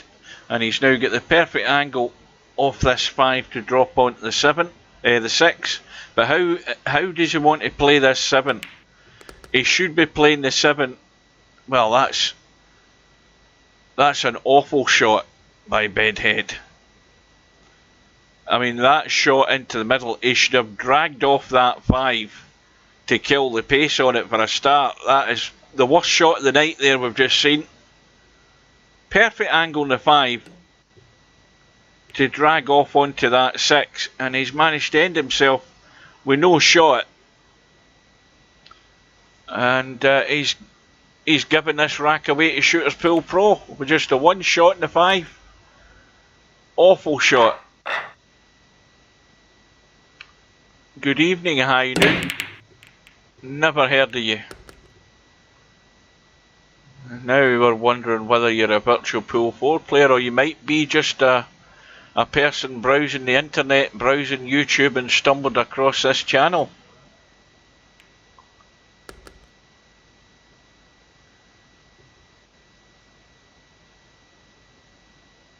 So Bedhead has gifted that rack to Shooters Pool Pro with that poor shot off the 5 to get onto the 6.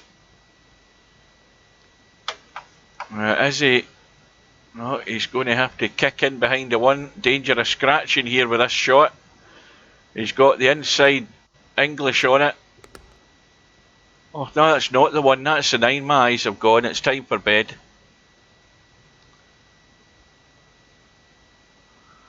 It's time for bed for me, guys. My eyes have really gone. I thought that was the 1 ball, it's a bloody 9 sitting there. Anyway, Bedhead won't be caring. All he's hoping is he doesn't make a complete arse of what he just did with the last rack.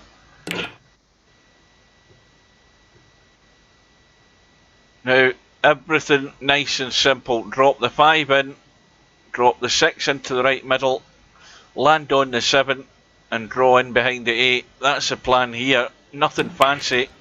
Well, again, he's trying to stun across. He's got there, but he could have played it a lot simpler than that.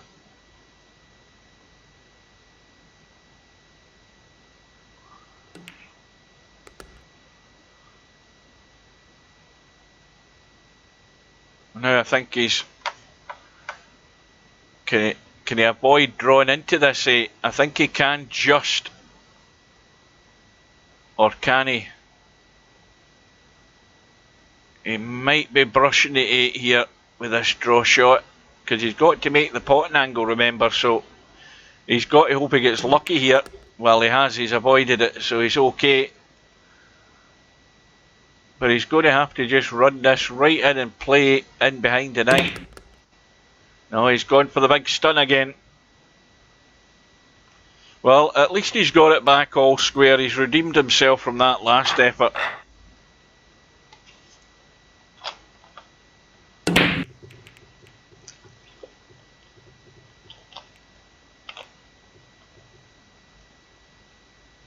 But it's dry. And Shooters Pool Pro has a shot in the 1.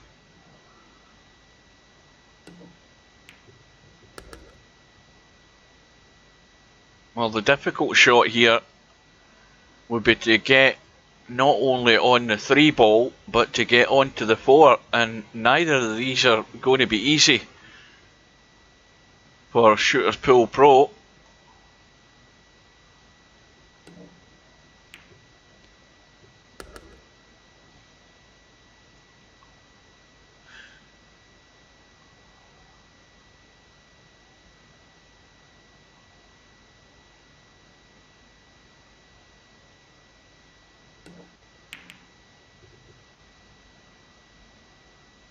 Well, Shooters Pool Pro trying the combo, that was really all he could really do. It wasn't easy to get anywhere near that 3 ball to have a clean shot at a pocket with it. But he might well have got well away with this here. Is he behind the point? No, he's okay. But he probably pot this. And the little cut onto the 7 with the 4. Now, is he going to run the cue ball up the table, or is he going to try and play it nice and gentle? Yeah, he's managed to just squirt it up past the 5. The only danger with that shot, though, is just the fact that the 5 ball could have come right into play. Right into play there as a blocker, but it's worked out okay.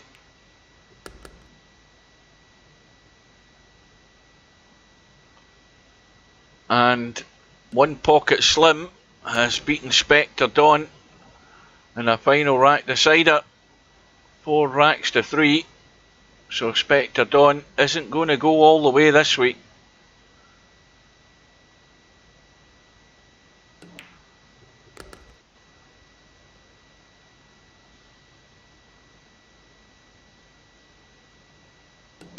And Bedhead battling on the 1 loss side. Needs 1 more to go through. And the 9 ball has gone in. That'll get respotted. And the 3 ball has also gone. And the 1 ball will go past the 2.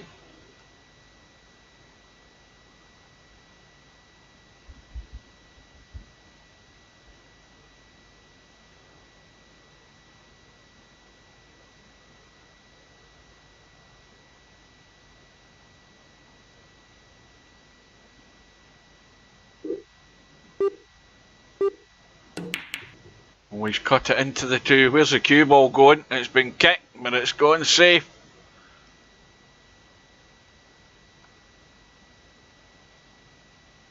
Well, this is going to have to be played with right hand side to kick that bottom rail just where the first diamond is to get the angle to make the hit on the 1. So it's all about judging the spin off the rail. And he's got the hit and the brush off the 5. And the 1 drops in. And he's got a shot in the 2. Well, how about that? That's the kind of luck you need.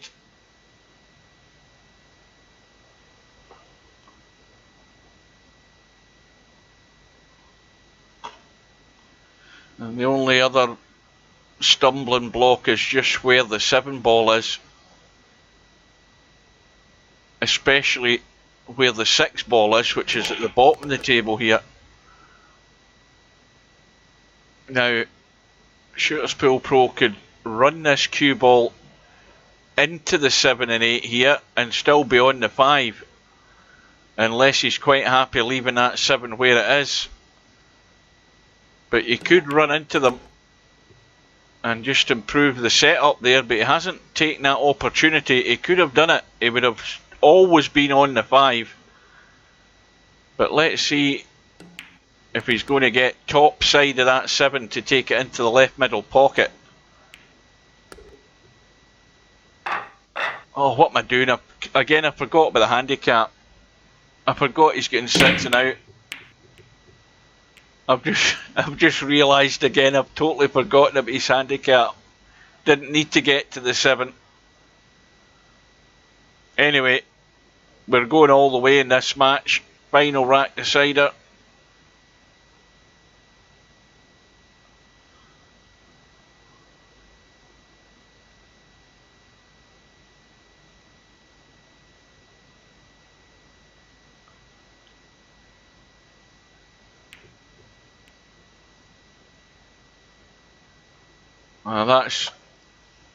That should have taken the jump cue out of the equation. Cue ball's close enough to the 8.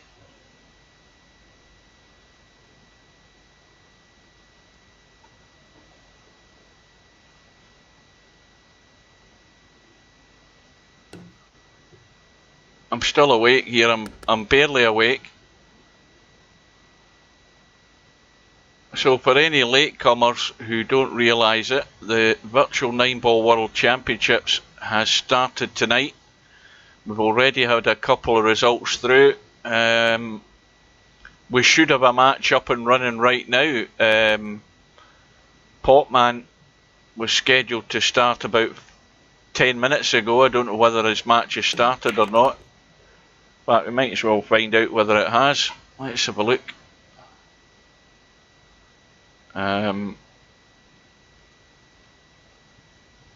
Have a look at the bracket. Well, quite a few matches arranged quickly tonight. And Popman is 1-0 up against Legit Matthews.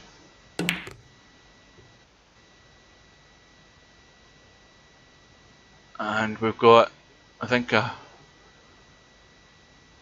couple of matches tomorrow. One starting at 7 PM, Larry and Christian, and one starting at 7:30 with Mr. Fox and Marvin. Now, really, Mr. Fox and Larry shouldn't have any problem getting through those matches. They really should be comfortable winners, and I think that's all that's been set. Where the hell am I going? That's where I'm going.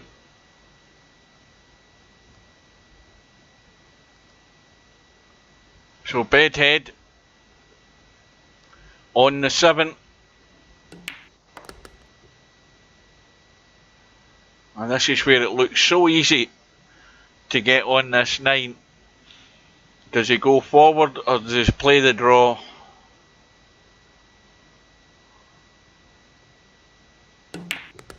He's gone forward, a wee bit of inside, and that will do very nicely. Anywhere by the middle pocket gives you a good shooting angle in the 9 for the match. So Bedhead goes through, and we'll have a look at that bracket. And well, Bedhead is through to play the winner of the match between Stubb and One Pocket Slim, who is getting what looks like the 8 ball. We'll soon find out, because that's the match we're going to drop in on. Meanwhile, the match between Larry and Wink at Me, the hot seat match, it's 2-1 at the moment to Wink at Me, a scratch match.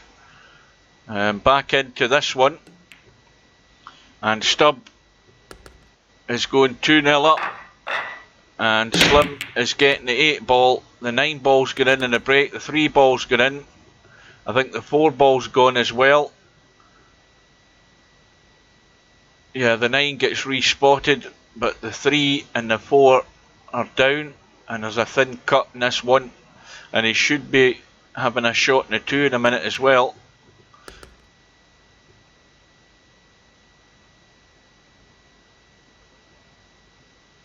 Now, he's going to be running into this 7 ball. Can he get enough onto it to get away from it to get in the 5? And the answer to that is no. Good evening, Bedhead. Well, you've got the privilege of having played the worst shot of the night. That 5 ball you had into the left middle to get onto the 6. At the top end of the table.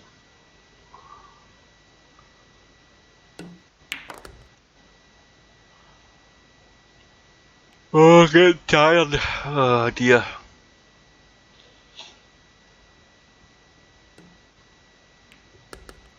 Wanted an angle. Should have played the little draggy draw shot off it to drop onto the 6.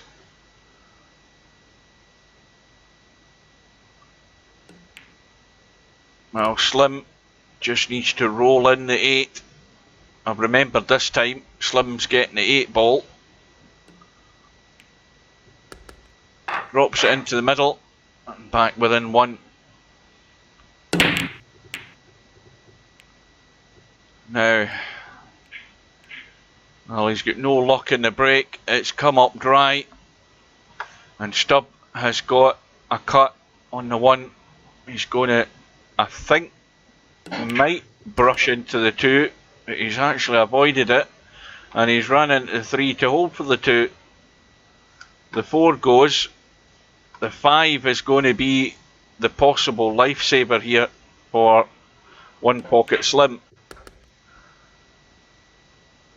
Obviously blocked off in one pocket.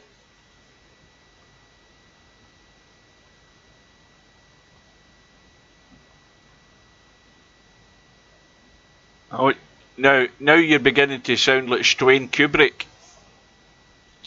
Stwayne's asked me to do streaming of Shooter's Pool, but I don't see why I should when I don't play it.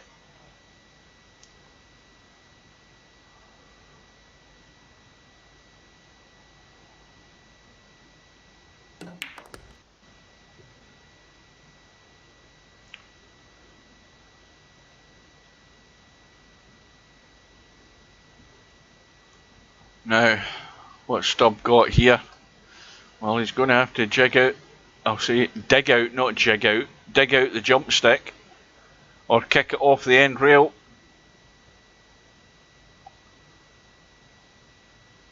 Well, he hasn't chosen the jump cue yet. Well, he has now.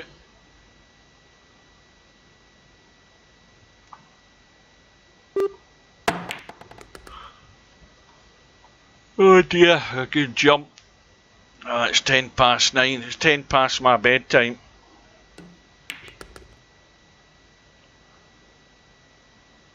Well, I think he's ended up dead straight. Oh, big stun, draw, whatever he wants to do just to get onto that 8. And he should be home and dry comfortably here in this rack.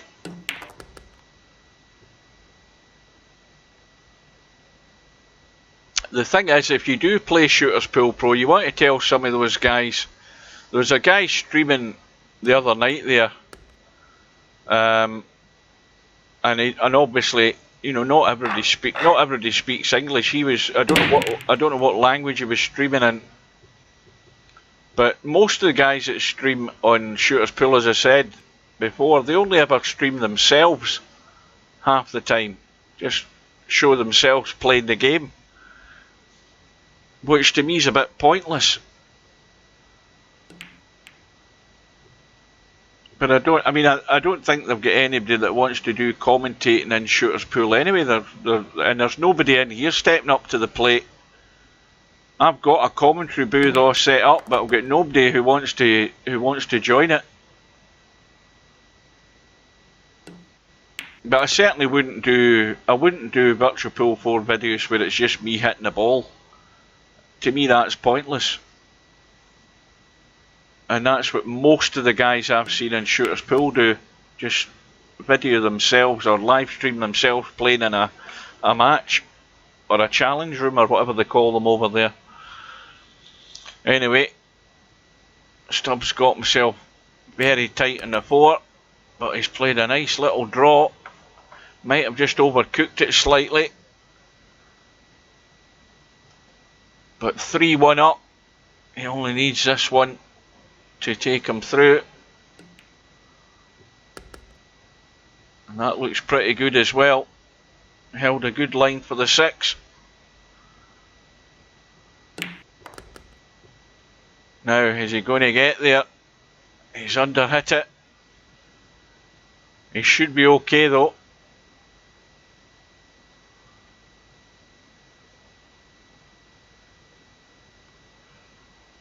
Oh dear. Excuse me.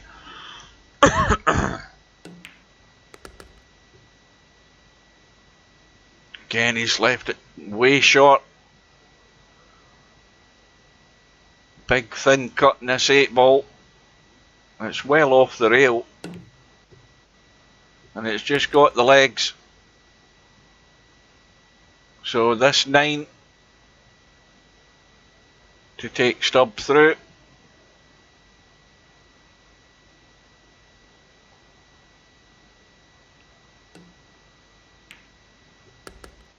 So in goes the 9 and out goes one pocket slim. It's 4-1 to Stubb. Right, so we're almost there. We've got Bedhead about to play Stubb, and meanwhile we've got the hot seat match between Larry and Wink at Me at 4 racks all. We're going to join that.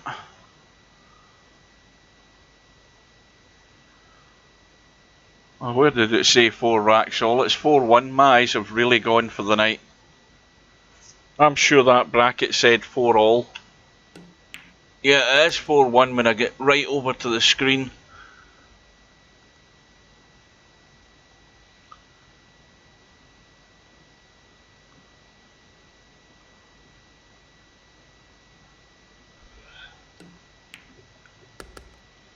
Well, it's going to be Larry with all the work to do now, because there doesn't seem any particular reason that Wink at Me's not going to take this one out. Even I could run what's left here.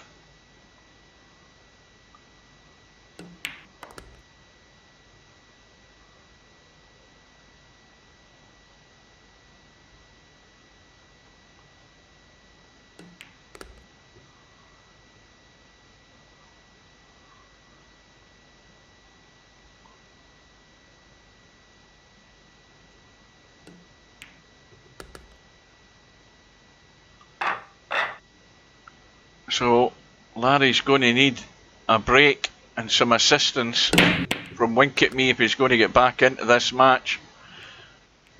But Wink at Me has a ball and a break.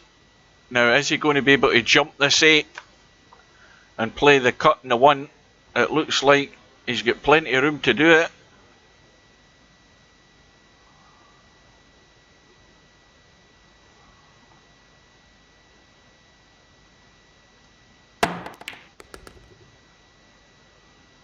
Now that little brush off the 5 there has killed the pace in the cue ball, and he's locked behind the 6. Easy enough kick to get to the 2.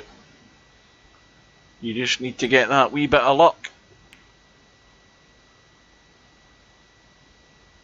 And that 3 ball hasn't got to the rail, so it's ball in hand for Larry. And a simple task here is, it's no mistakes and you've got to run out.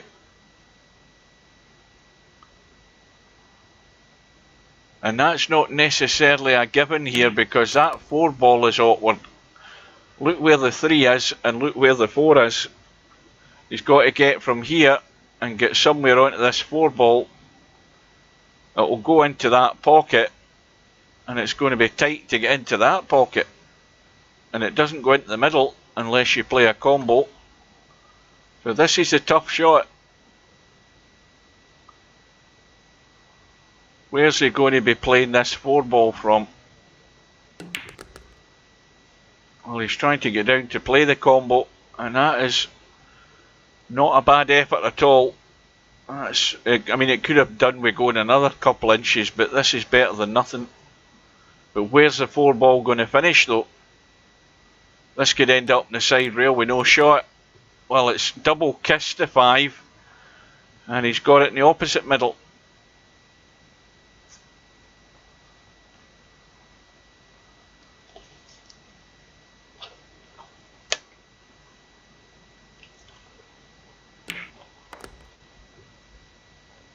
The pace is good.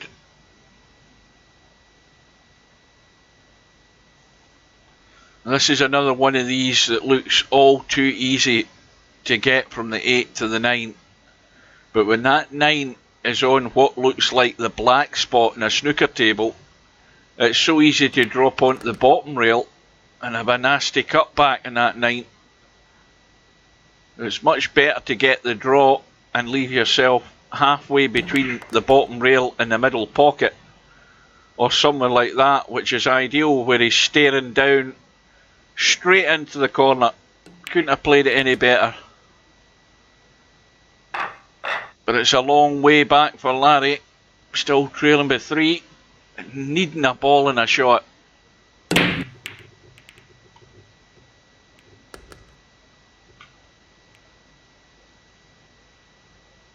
Good evening, welcome aboard, and welcome to anybody else who's joined the stream late on. We are, well, what are we? We are 2 hours and 18 minutes into the tournament.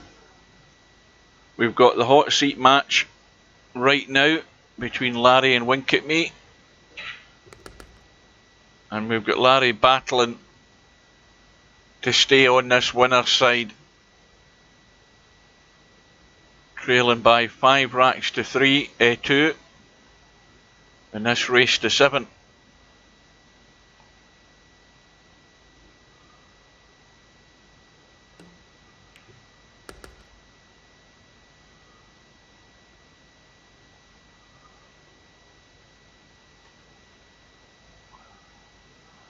Little combo, dead weight combo with this 3-ball.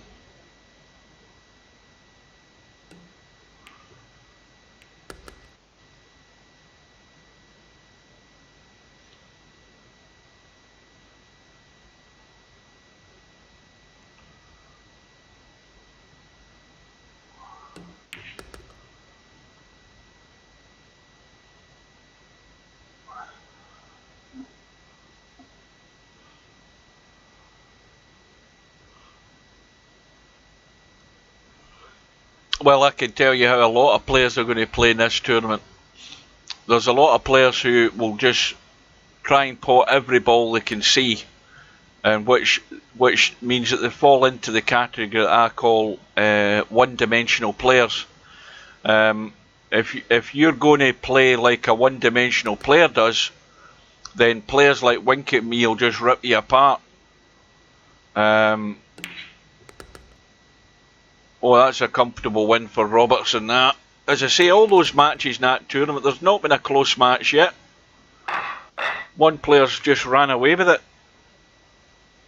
Yeah, you can't be one-dimensional. You've got to think about how you're playing the game.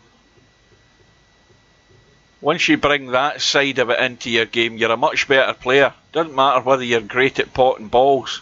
You don't have to be necessarily great at potting balls, but you have to have a sensible head in your shoulders and not make it dead easy for these better guys.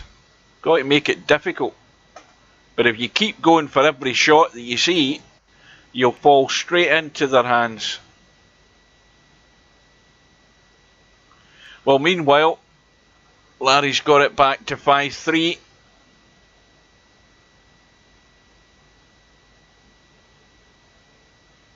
Now, how does he keep this safe?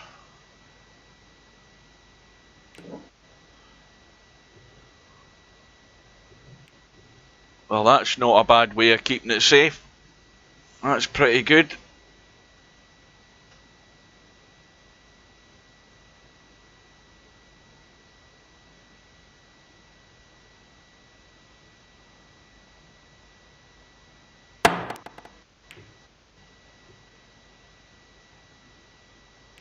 Is that this 9-ball tournament that's on Sky? What is it called again?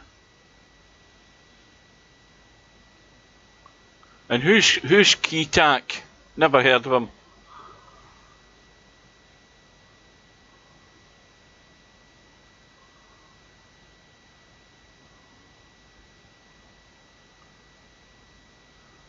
No, never heard of that name.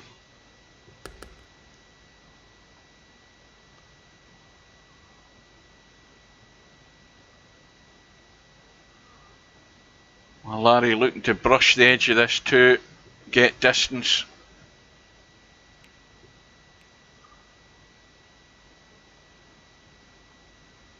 Oh, the Championship League thing. Well, I thought that was in Sky.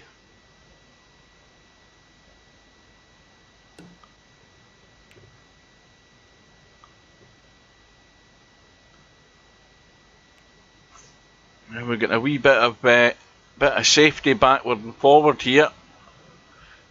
The 5-ball can still be used as a stopper.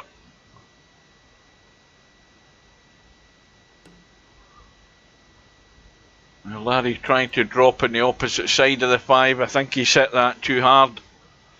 As he brought the 2 into play, I think he's just got away with it.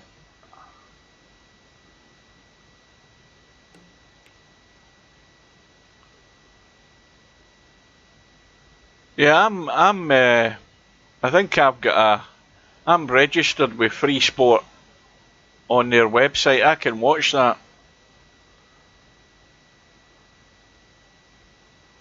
But I thought it was on Sky. So I did. I don't know what made me think it was on Sky.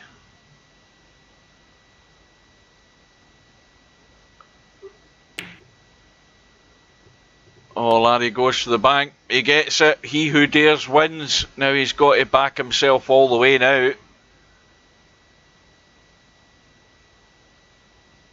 And this is not going to be an easy run out, considering where the 5-ball is and where the 6 is. And also considering that he's gone inside the 4 and he can't avoid the 7 and 8.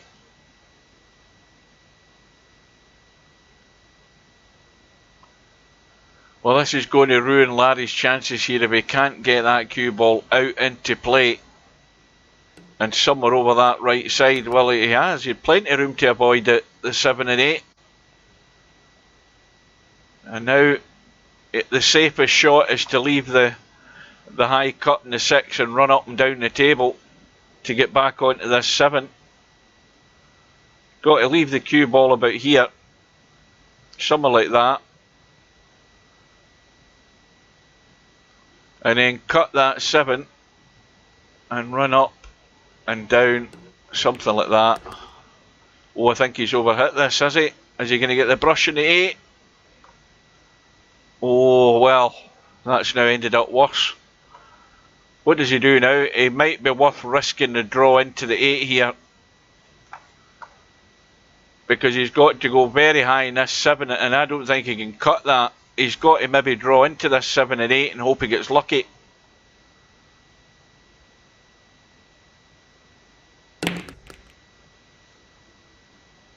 Oh, right. Well, what does he do? Does he think he can thin cut that? Or does he want to kick it in from the top end of the table? This is very thin. Yeah. And his chance may well have gone right there with that shot.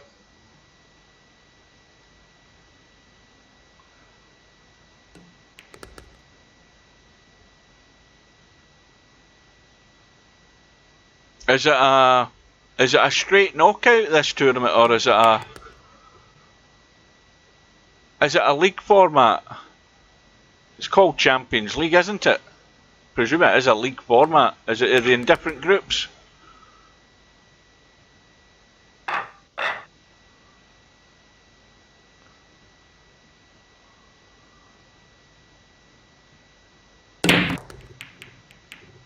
So does it finish on Sunday then? I might tune in tomorrow and have a look.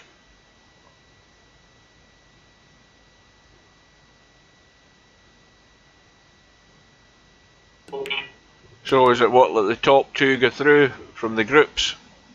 Then it's straight knockout after that?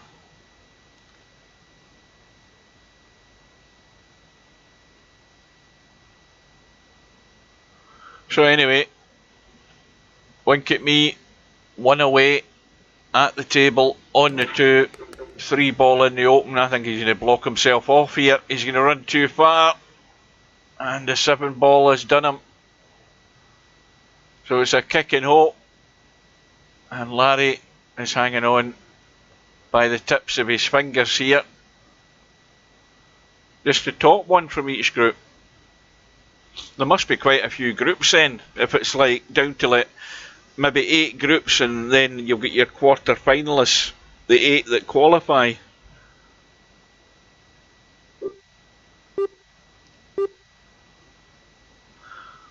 So wink at me looking to try and kick this 3 in. Well, he's got the hit, and he's got it surprisingly reasonably safe. Now Larry can send the 3 over towards the 7 and try and use the 5 as cover. That would be one shot he could try. But he looks as if he's lining up a bank here. I think he's lining up the bank shot.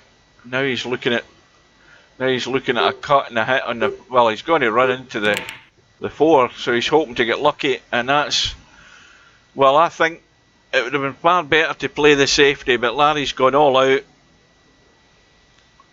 and that may well be his last shot tonight.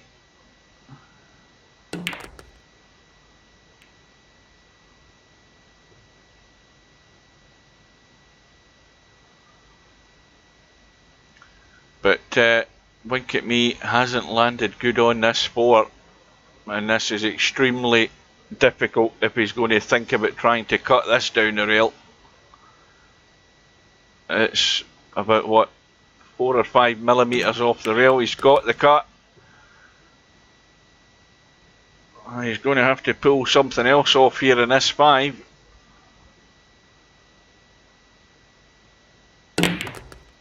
And the cue ball has gone in as well, and Larry survives with ball in hand. Well, strange things happen, but the match was won there for wink at me. So Larry is going to get 1 back, and it might all turn in that 1 shot.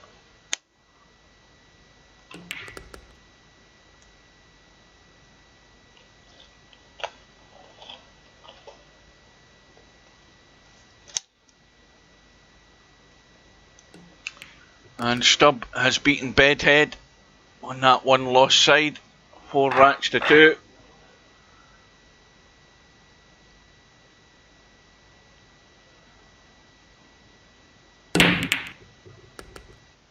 And something went into the bottom right hand corner, and it was the 7 ball, and Larry's lying on the 1, and a chance to run out to get back within 1, and he should be running out.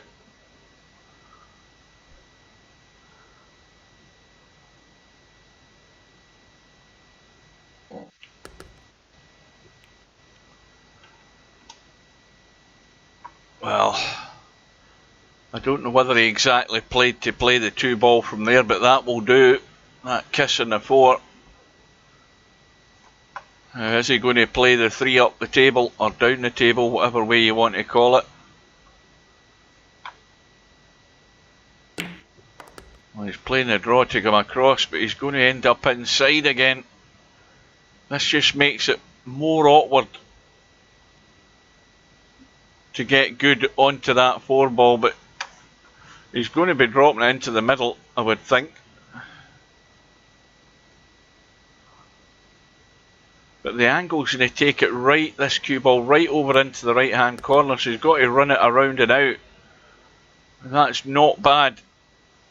But it's a little testy blind cut into the middle.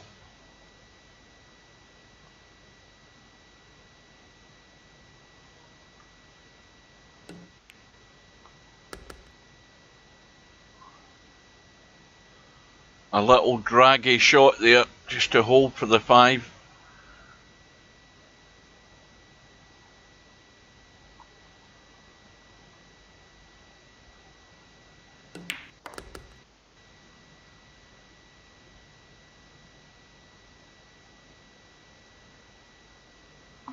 Again, a little draggy draw shot, not a lot of power, just wants to hold a line so that it can drop off this 8 behind the 9. Well, he's stunned in and out, but the straighter he can get on this, and that's fine anyway, where he is fine, he can just draw off it so he can drop the 9 in.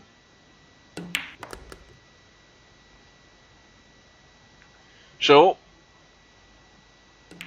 Larry is on Wink at Me's coattails now.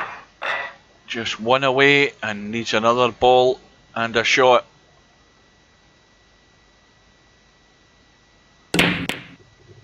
Eight ball goes in, 5 ball goes in. And Larry has a clean shot in the 1, albeit a long one.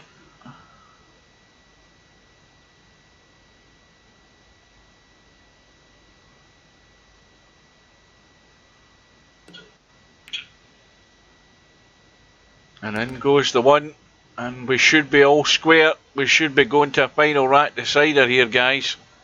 That 4 ball just off the side rail.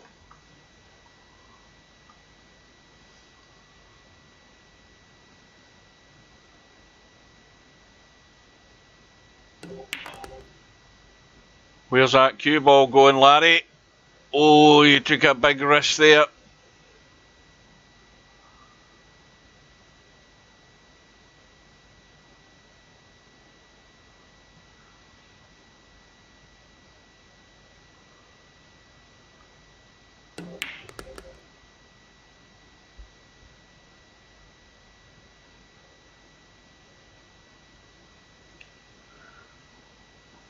Well, where he's ended up now, he can't really get into the cue ball. He's going to have to leave the 7 ball long into this corner here.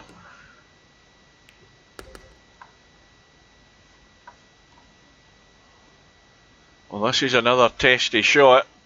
Now, he doesn't want to get into this too much. He could end up scratching into that middle pocket here. Got to be careful.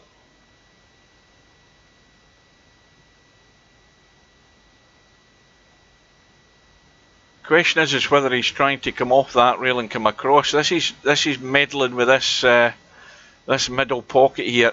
He's got to just watch how he plays it, and that needs a little bounce. Well, it's going to be a blind cut. Well, this is a testy one, another nerve jangler to square the match and go to the final rack. But in it goes.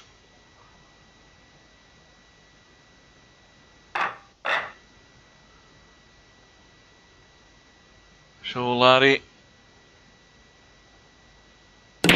battling his way back into the match. And I think he's finally come up dry. Yeah, dry, and Wink at Me is going to try and just clip that 1 ball in. I think he might have enough room to get there. Well, then again, he doesn't think he can get to it down this side rail. He's looking to play the push out.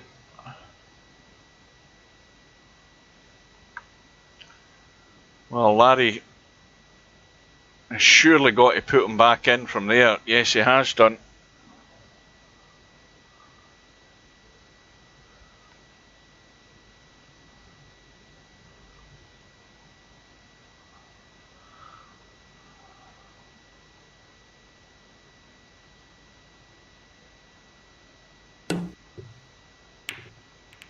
Oh, look at me, gets the hit. Oh, he's left Larry a pot in the one, but Larry's going to have to force this in to run this cue ball off the side rail, and he can only see the top half of the cue ball to try and get the cue ball manoeuvred enough to have a sight in this 2-ball at the bottom end here. Not an easy shot. Yeah, he's just trying to get too much there.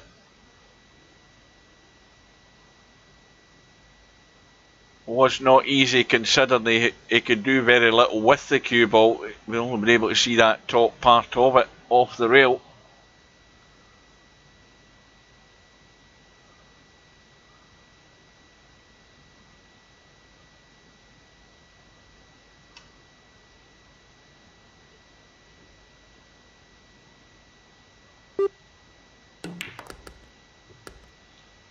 Oh, wink at me, he's managed to find his way straight into the middle pocket off the one.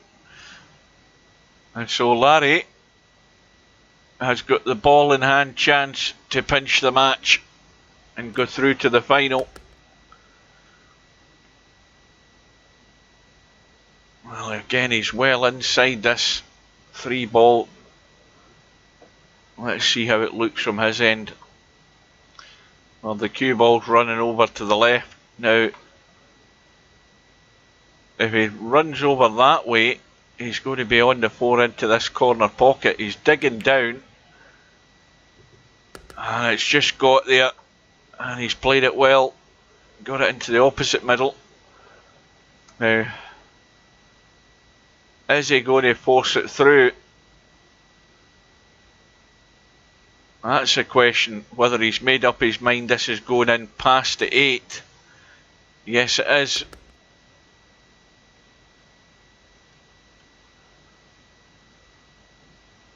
But got to get the draw in this to get up for the 6. Can't forget about that. And as soon as you start digging down, well, he's got it clean. And he spins past the 7. And he should be home and dry as long as he gets high enough up the table. Right up to the middle of the table will do. But don't underhit it.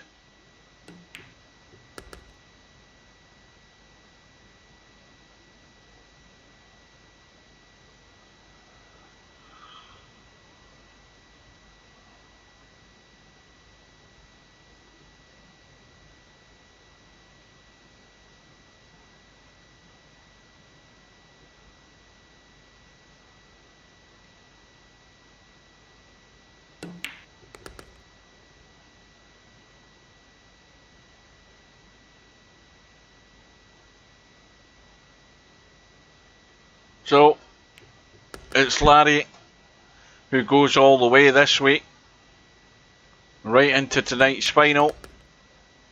And wink at me is moving over to that 1 loss side.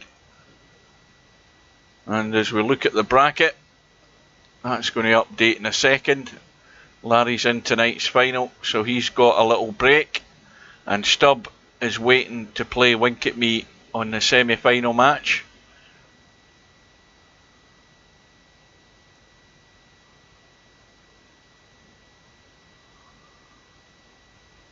How come that's saying 10 minutes? What one's the 30-second one? Must be tighter than that. There it is. Got it at last. Well, it's taking a while to update.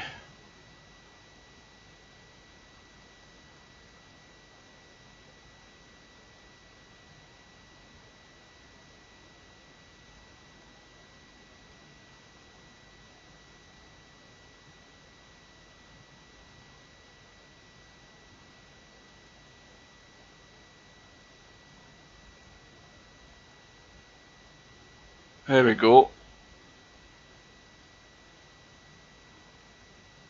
So we're already into the match. First rack underway. Scratch match between Stubb and Wink at Me.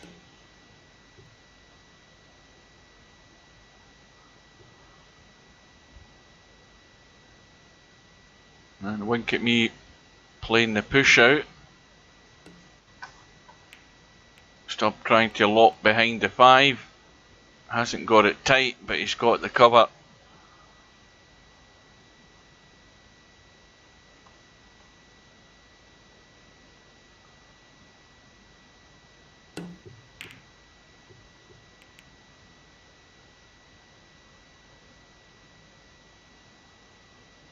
I keep forgetting about that, by the way, because it's up by the chat.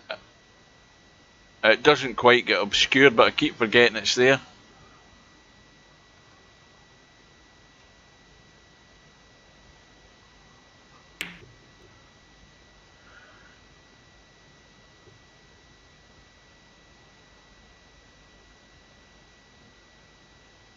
Oh, let's wink at me going to resist the cut in the 1, or can he see enough of this to try and cut it? No, he can't.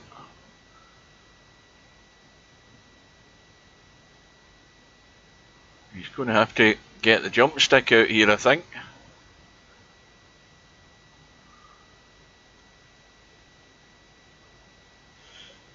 There's your top down view for the night, that one there. And he's got the hit.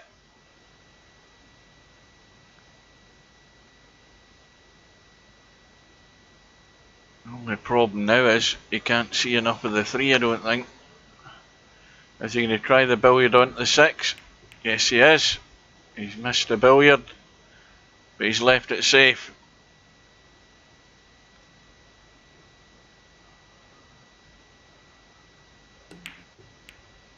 Oh, well. Stubb got really lucky there. He's got the double kiss of the 3. But he should be playing from distance his next shot. Well, wink at me. I don't know whether he specifically tried to use the 5 as cover, but he should have been another 4 foot up the table. Up onto that top rail. Stubb can use the 4 as a blocker. Well, he's went all out for the bank. I don't know why, because the 4 and the 7 aren't set as a combo. Unless you're going to try and kick the 4 into the rail to get the chip onto the 7. Yes, he is. He's going all out for it. That was not a gimme, that shot. And another thin cut in the 4. It just squeezes past the 6.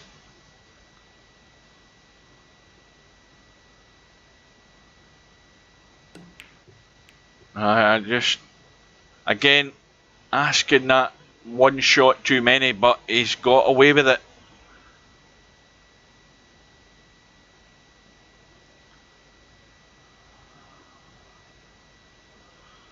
This is tough to hit and keep safe.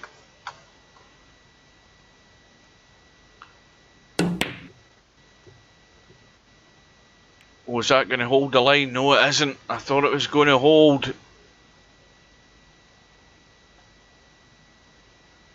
But Stubb now with a good chance to get this first rack put away.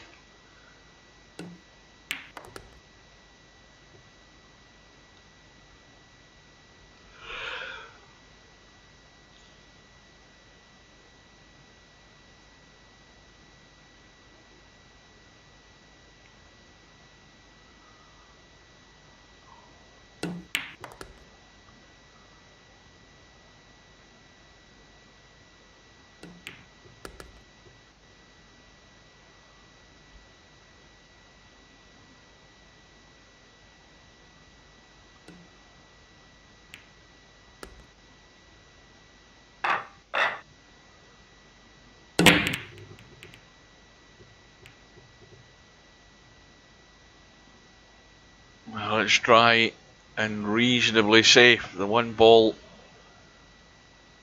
is not going anywhere very far where it's stuck right now. And wink at me can certainly get distance. Surely he's not thinking of a thin cut in this. Yeah, he's going all out for it. Again, when you make that decision, you've got to get good in the next ball though. And he's got nowhere near good on this too.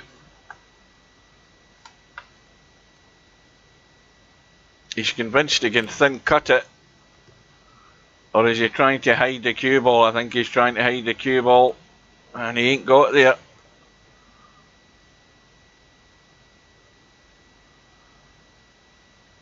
Well, he could end up in trouble here, wink at me.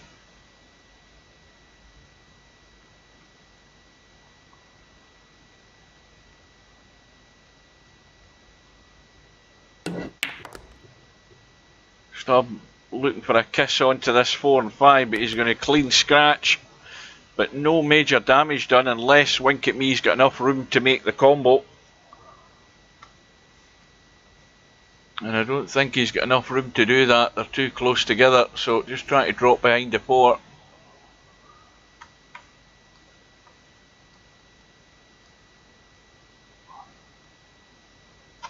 But now the difference is it's a combo, the 4 and 5, the 3 and 4.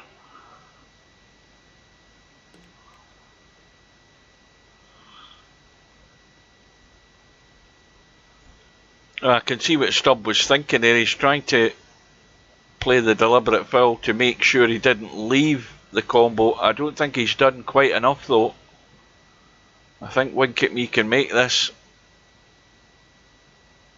Well, maybe not. Maybe from where he's playing it didn't look like it, but it's now a combo again. It won't be after this shot though.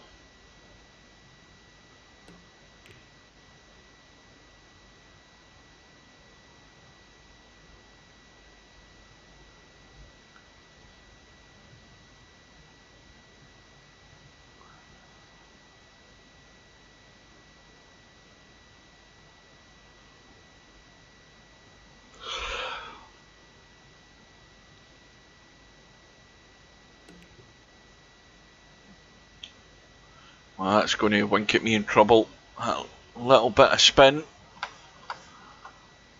Or has it? No, it hasn't. Well, if anything, it's now got the combo for Stubb. I thought he'd got there with that.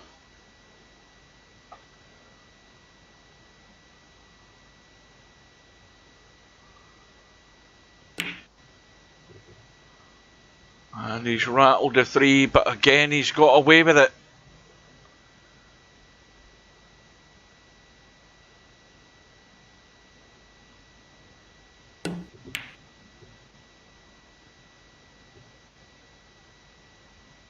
Well, that isn't bad. That's better than anything that wink at me could have hoped for. Hasn't left anything easy here for Stubb.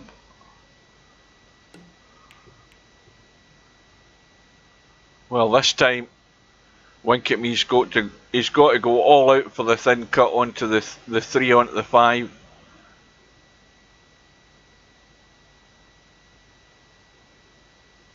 He's got to take the risk of letting this cue ball run.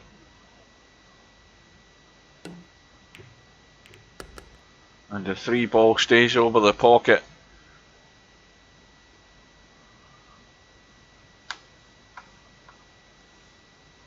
I can just get to it. But can he get enough of this 3 so that he can get the cue ball out and around onto this 6? Yes, he can. The 7 ball off the rail.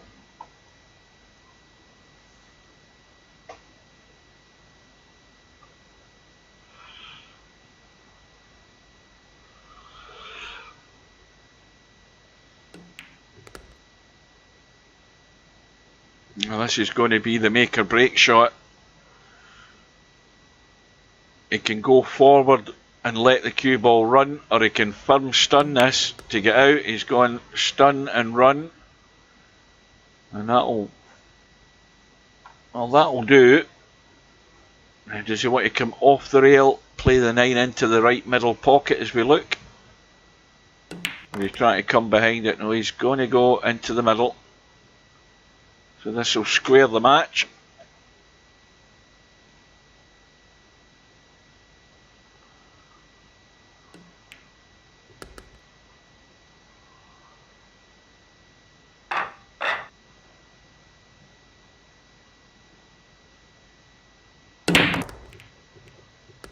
couple of balls in the break, another ball in the break, and if that 2 gets out the way, what did we lose there? We lost the 3, the 4, the 5 and the 7 on the break, and that 2 ball is sitting there with a combo in the 9. If Wink at Me can get this 1 in and get the cue ball back across the table, avoiding the 6.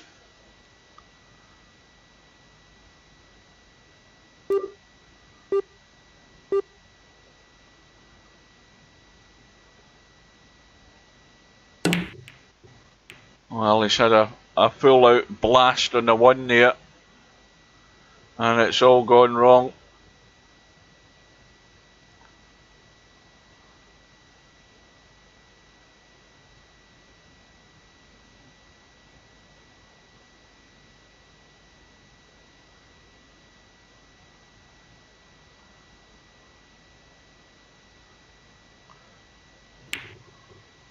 And Stubb trying to spin the cue ball around to get up for the 2. He's misjudged the hit in the 1, which is why it's rattled and hung over the pocket. But that's what can happen when you're trying to pinch that wee bit just to get the cue ball moving.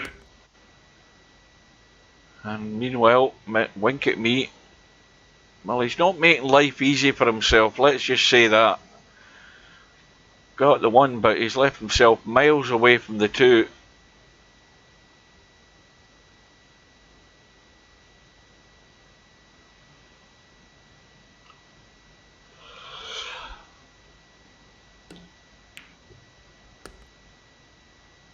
He's going to have to play another good one. And he's going to have to play this 8 from long as well if he gets the 6 in.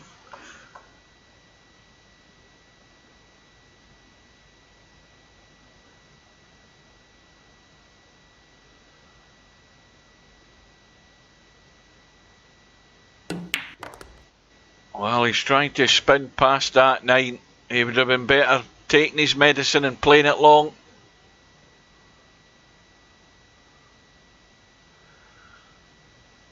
He's blocked out by the 9. Can he get the chip in the edge in this 8? Yes, he can. Well, he's going to have to play. He's surely got to go for the bank. I mean, this is odds on every day of the week, this bank shot in the 9. Can't be playing the cut. He's got to go for the bank up and down. He looks as if he's going for the cut though.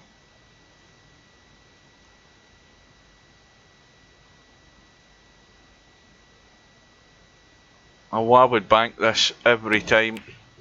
See, he's gone for the cut.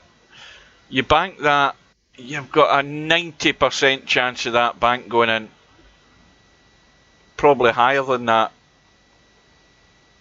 And as it is, even if you have enough weight on it, if you don't get it with the first bank, you'll get it with the other bank back up the table. And that's gifted Stubb the rack. It was odds on a guaranteed bank, that shot there. Why he didn't play it, I don't know. And Stubb gets a ball in the break. The 8 ball goes. 1 ball is reasonably safe. I say reasonably safe because he could bank this past the 3 on the right hand side. But again, he's played a safety. Is this Stubb getting in practice for the big tournament?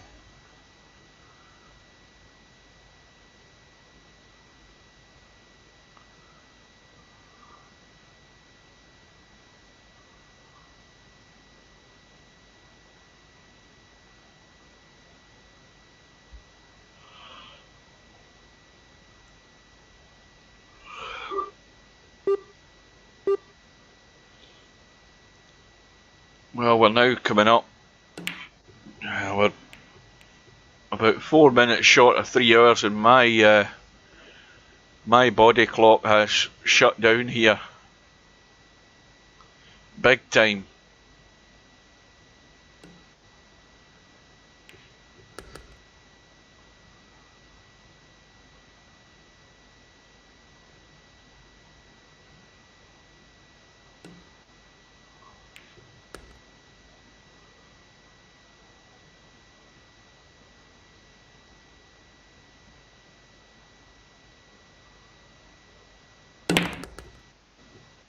Got to miss the 7. He misses the 7. But he's going to be dead straight. Absolutely bolt straight in this 4 ball.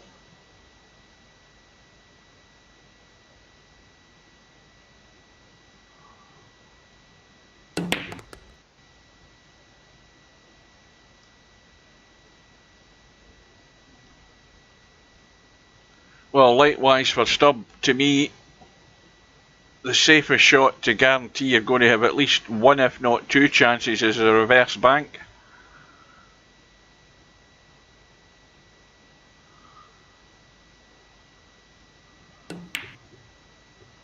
He's got it clean. How's the cue ball? The cue ball is excellent. And now he's got a choice. He can kill it and roll the 7 into the middle, or run through for the 7 up into the top pocket. Well, it's going to be into the middle and drop behind the 9. And it's going to be 3-1. And just 1 more. And of course Stubb won last week's Friday night 9 ball. Look where the 9 ball is. 9 ball almost over this bottom right hand corner pocket. So Stubb defending his title from last week. And he's only 1 rack away from joining Larry in the final.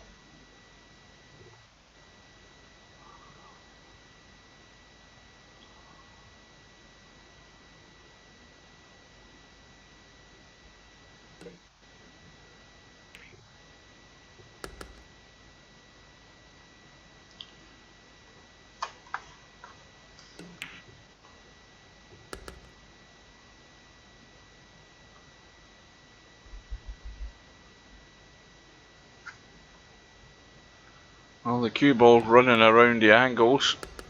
Is he going to run far enough to look right down this 5? Yes, he is.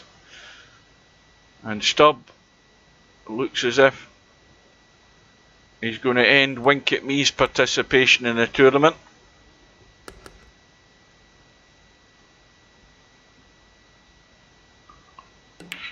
But Wink at Me's had a good run. Hasn't played badly tonight. And a reasonable enough warm-up for the matches that lie ahead in the Virtual 9 Ball World Championship. So Stubb wins the match by 4 racks to 1. And Stubb is through to play Larry in tonight's final race to 9.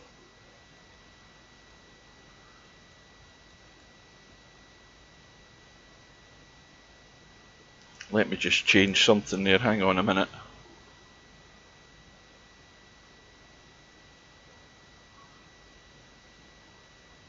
Get this bloody thing to move, hang on.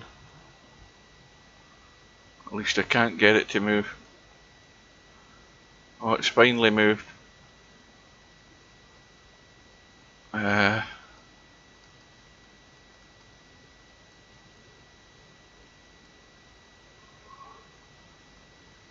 better.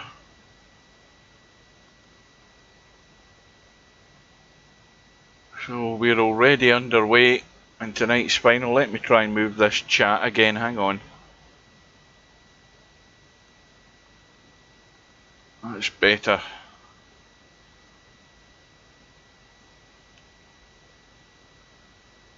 That should allow us to see the money. So the winner tonight gets 785 V dollars. The runner-up gets 390 by the look of it. And the money goes back to 5th and 6th places, which get 145. 4th place gets 195. And Wink at Me, who just lost that match there to Stubb, gets 260. Meanwhile, Larry at the table. And this is of course a scratch match as well, no handicaps. Spectre Dawn won last week. I thought it was, you sure? I thought Stubb won last week. I'm pretty certain it was Stubb that won last week.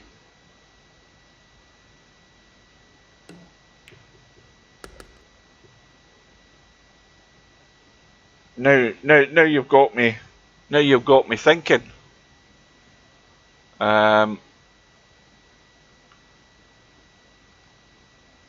So last week would have been the 19th, wouldn't it?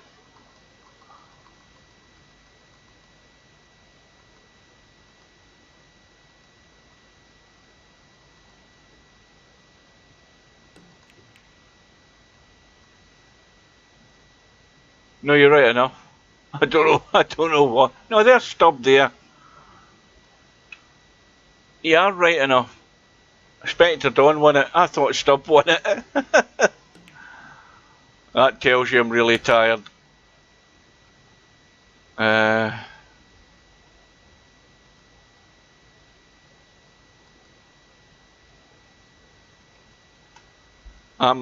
get really wrong when I get really tired. I should have been in my bed 90 minutes ago.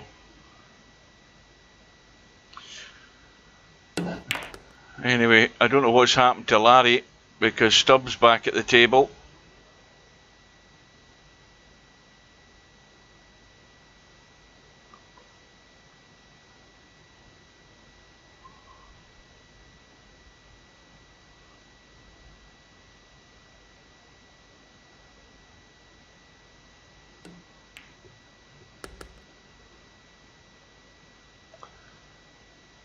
Well, Stubb again, he's gone into that no man's land place. He is neither the middle pocket nor the corner, and he's got to make his mind up here. I don't think he's got much of a choice though. Well, he's looked at it in the middle.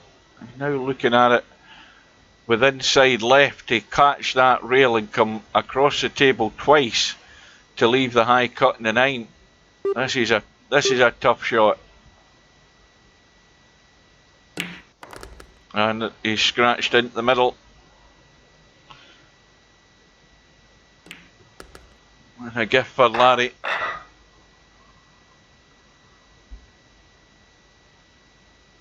That was a proper in-between shot. It was neither a cut into the middle nor was it a cut down into that corner pocket. And Stubb was hoping to catch the rail, and the inside English checked the cue ball across the table twice with a spin to get on that next ball, but he just went straight into the middle. Larry's break comes up dry, and Stubb straight in, 4 ball hanging over the pocket, and very quickly it should be 1 rack all here.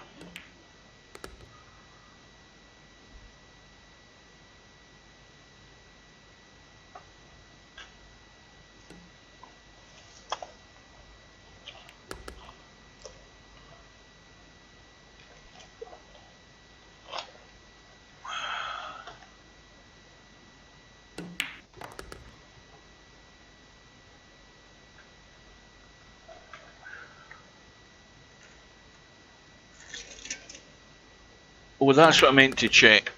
That's what I meant to have a look at while these two guys are messing about here. While Stubb is getting himself in trouble, he's going to have to dig out the jump stick.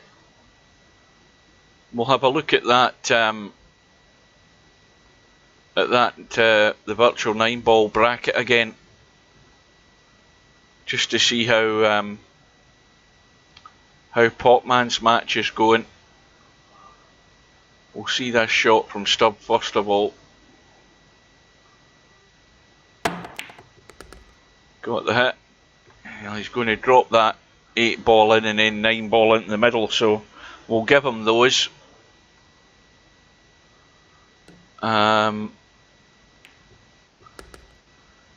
Quick look down this bracket. That's not the one I want.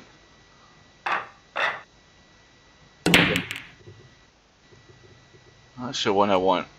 That one.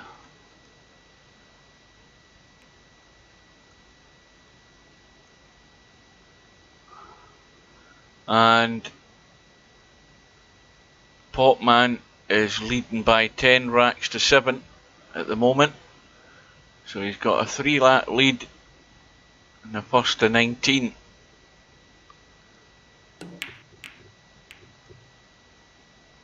Now, what did that say the other day?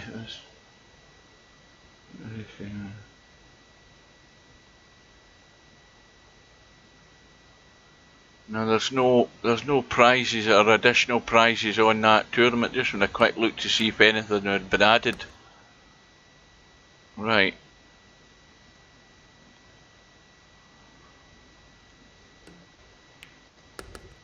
Right, here we go. One rack all, stub at the table, and should be 2-1 up.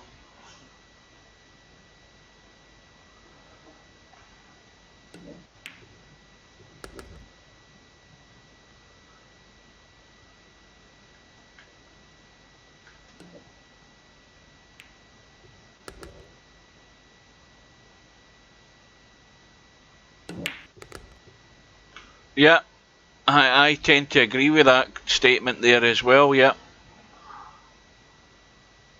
They always seem, as far as I can see, they always seem to finish in the top half, the very top half of the bracket, and within a match or so, they're meeting up with one another on an all too regular basis, if the two of them are in the tournament.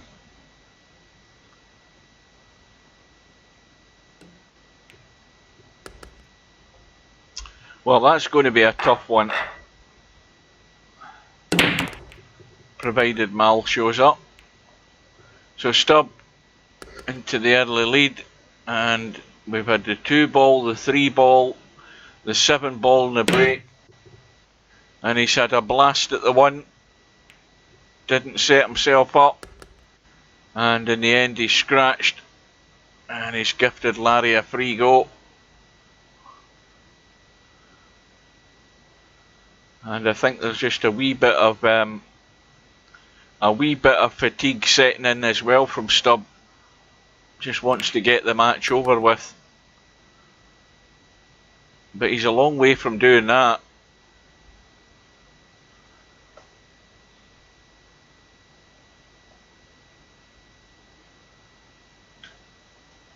And I won't be hanging around. As soon as this is over, I'm gone, guys.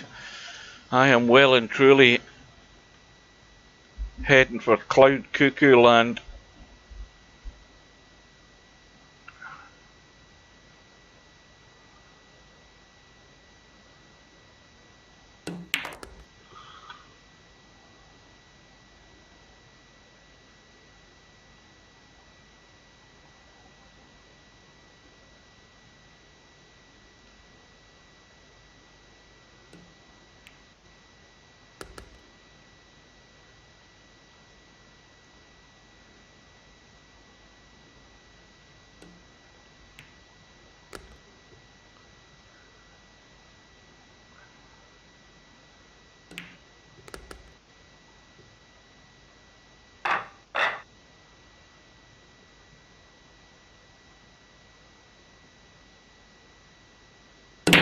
So into rack number 5, Larry breaking off, 2 ball goes in, and he's got a shot in the 1.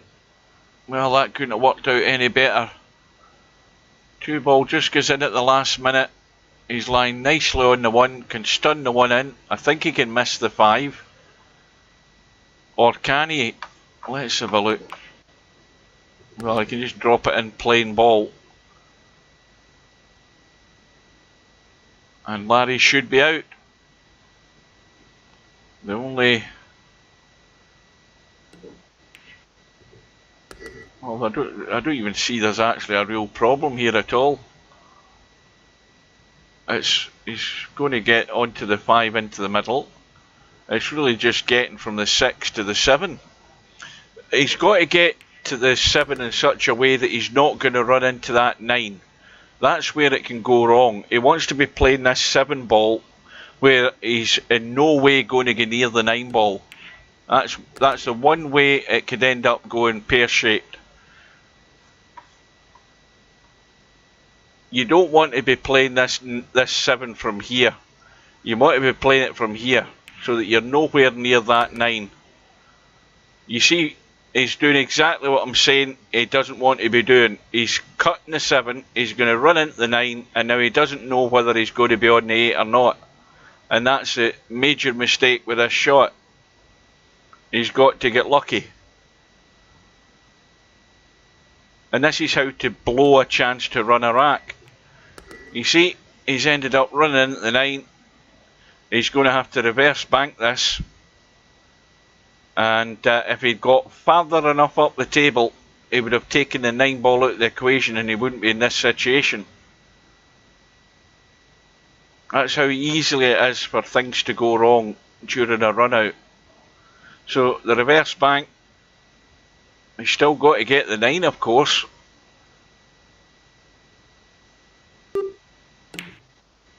And in goes the 8, but look at where he's ended up. You start going out of shape, big time. And this is ugly because he's right down in the rail. He's got to go all out for the cut or up and down for the bank, and he's got to watch he doesn't scratch. It looks as if he's playing, it's hard to tell, it looks as if it's the bank. Yeah, he's got it clean. Cue ball's going to stay up, and he's eventually got the lead. But it just threatened to fall apart there in the space of one shot there for Larry, but he got it done. And now into rack number 6. And this time, of course, he's come up dry and his left shot stubbed straight in with a shot in the 1. But the crucial one is leaving it open to get onto this 2. It's hindered by that 8 ball. And Stubb hoping to find a gap, and I think he might get there if it keeps running.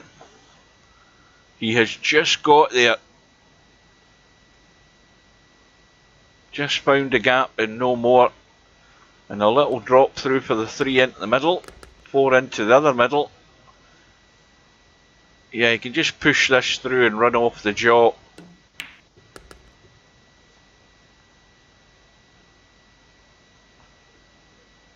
Now you might want to check this up, or is he going to run round the angles? He's running round the angles, but he's going to go inside again.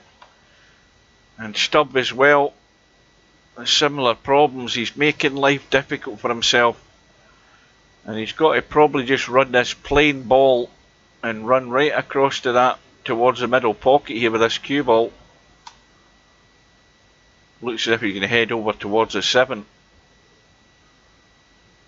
He will of course be on the 6, but full focus on the 5. The cue ball will do the rest. Well, he's went and stunned that in. Why he didn't just play it plain ball and run it in, I don't know. I think he was worried about the scratch in the middle. I think that was what was probably bothering him. But as it is now, Larry has not an easy shot to start with in this 5, but he could be pinching a 2-rack lead here. And now he's got to force this 6 in. It's got to be a firm stunt, a little bit of drag to get that cue ball off the rail and out, to have a sight on this 7. Now, has he gone far enough to just come back off it for the 8? Well, it may well be. How good an angle he'll have to get back onto the 9, I don't know. Let's see what he does. I think he's okay. It looks like it from this angle. Yeah, you see now he's the wrong side of the 8. That's the problem. So now he's got to play this with inside right to check that rail. He's got to hit the rail and come back this way. Doesn't want it to go that way. So inside right, check the cue ball, more or less follow the line, and he's got an easy enough 9 ball for a 4-2 lead.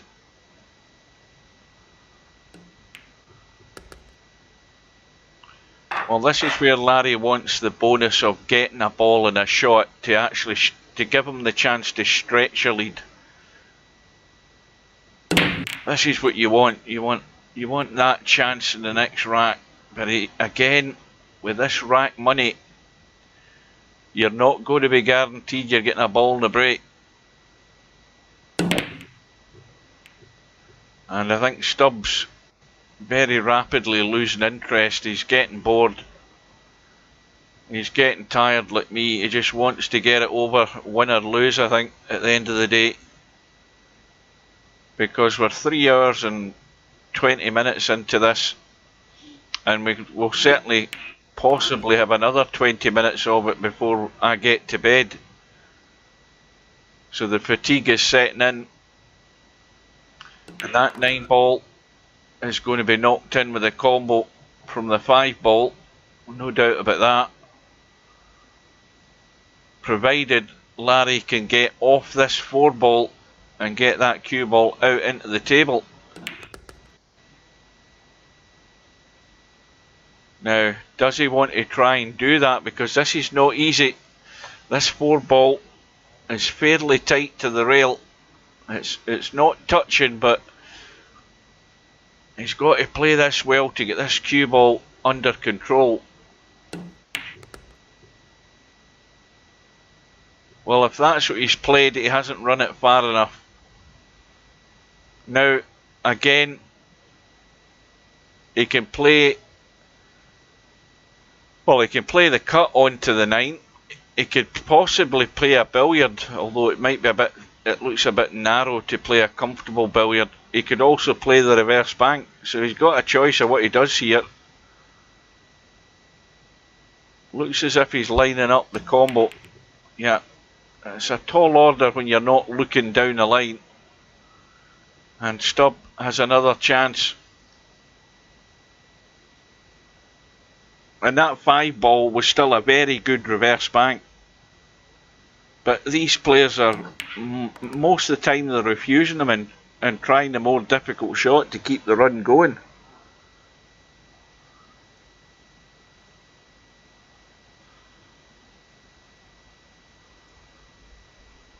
Well, what could have been a 3-rack lead looks as if it's going to be pinched back to just a 1.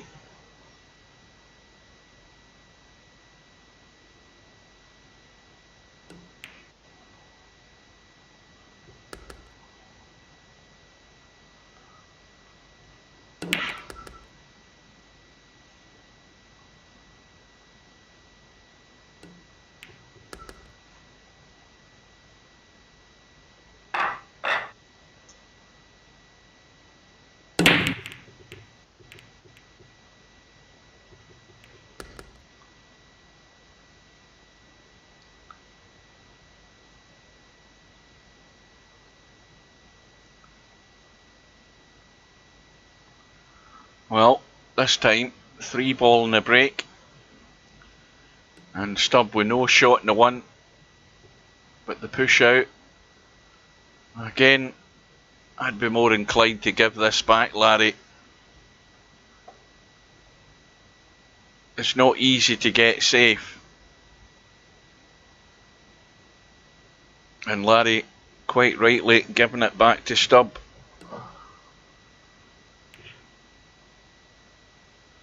But Stubbs managed to dig out a good one. He's hid that 1 ball more or less behind the 8. But if Larry can get this thin, now I think that was just a double kiss off the rail where it's hit the 8.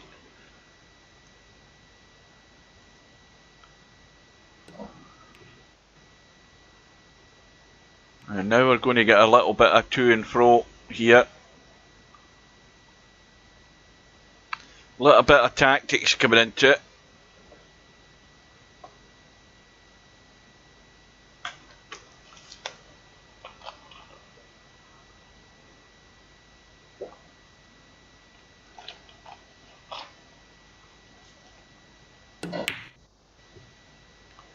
Well, Larry lined it up for the bank.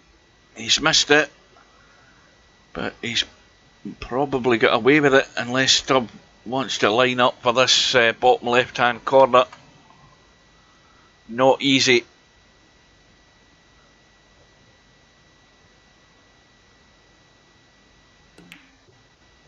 Well, he's played it well. Good shot. Needs another good one though.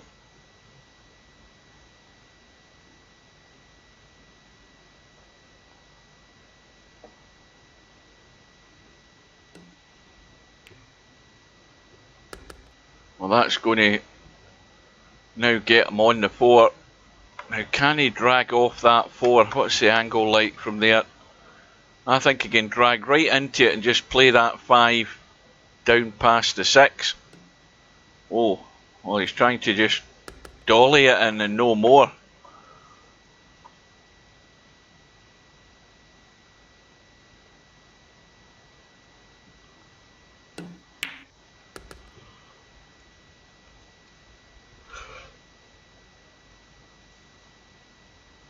Well, it's pretty much odds on we're going to be all square.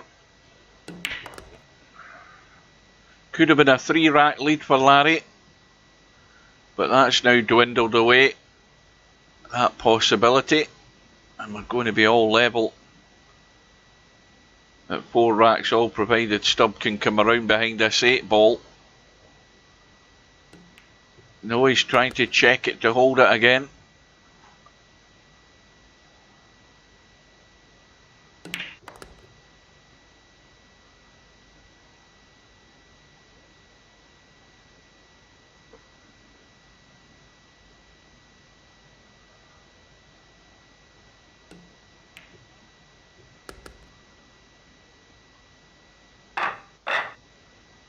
So we are at 4 racks all.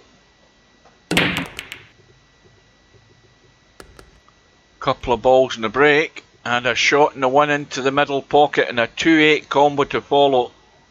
And Stubb looks like he could be very quickly going into the lead here, provided he comes out past the 7.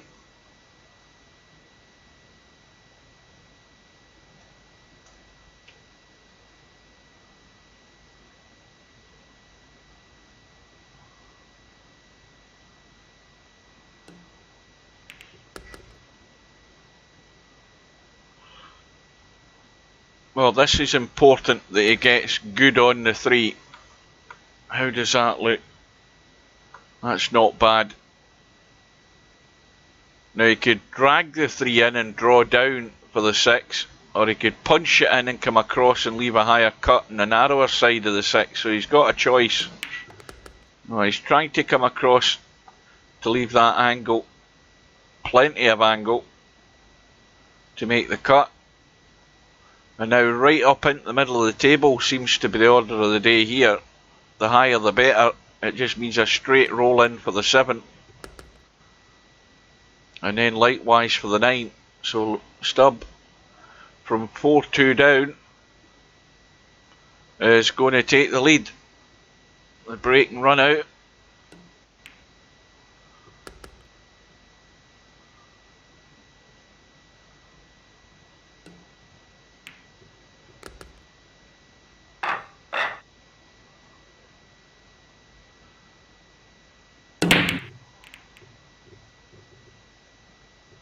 Well, this time nothing has gone down,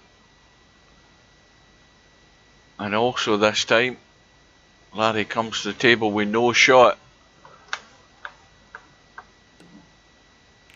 But can he get good cover?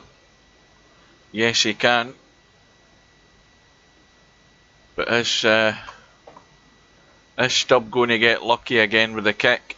He's his fair share of luck, Stubb. He can never complain about that.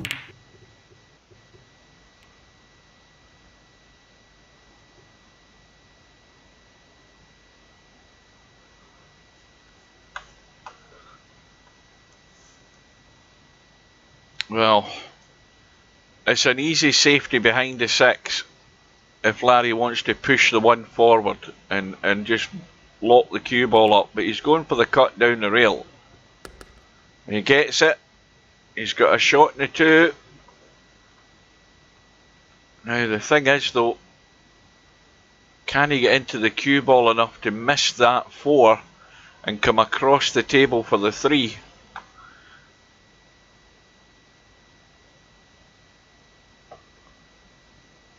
because if he's going to do that, he's going to have to punch this in, and he's played it well.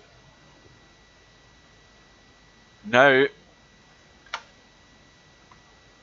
well, he can get a clean draw off this 3. He could actually, he could go that way, a sort of stunt, and down onto the rail. He's playing the draw. He needs to get out into the table though, and that looks okay.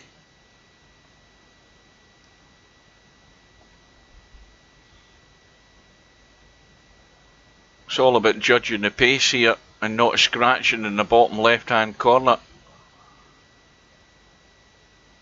I don't know whether he's got enough angle to run down past the 9. Well, he's trying to do it. He's got the spin working. He might have overcooked this. Well, he's just managed to hold it and no more. And now he needs a bit of luck, because the 6 ball, we can see, is going nowhere past the 8. In fact, it's going nowhere in very many areas. I think he might end up having to try and bank this 6. Well, he's got the cut wrong in the 5. And in the end now, he's given Stubb no choice but the 5-9 combo. For a bit of a steal here for Stubb, and he's got it. And now it's a 2-rack lead for Stubb.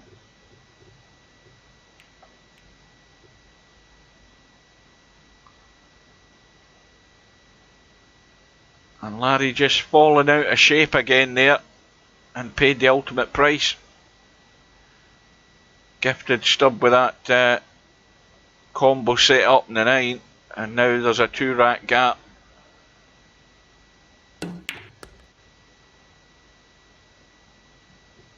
Well, Larry's actually played that too well.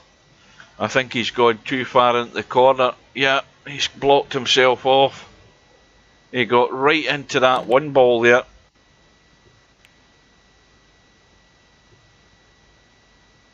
Well, where the 2 isn't going to stop Stubb having a go at the cut. And if he gets enough in it and gets the cue ball right out into the table again, he'll be on the 3, which he has done. And he'll also be looking to, I don't know whether he can avoid this 7 at all costs here. I don't think he can do anything to avoid it. The 4 ball, yeah, that was always going to be the problem. He's just trying to sneak out past, the 7 ball there, to leave that 4 ball squeezed past the 9. Stubb, because that was his name in Virtual Pool 3, and he's called himself a variety of names over the years, but he's always known as Stubb.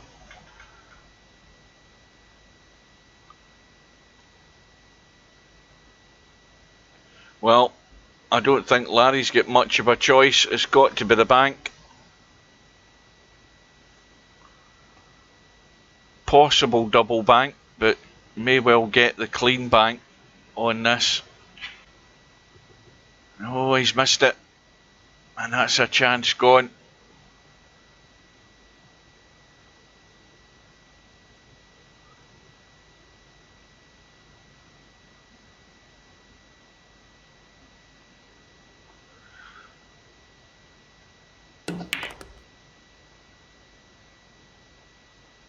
Well, again, he's left himself a toughie on this 5.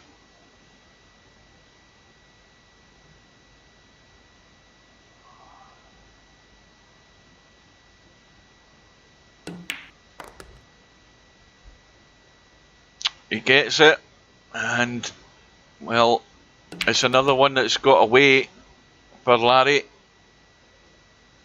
and Stubb widening the gap to 3 racks.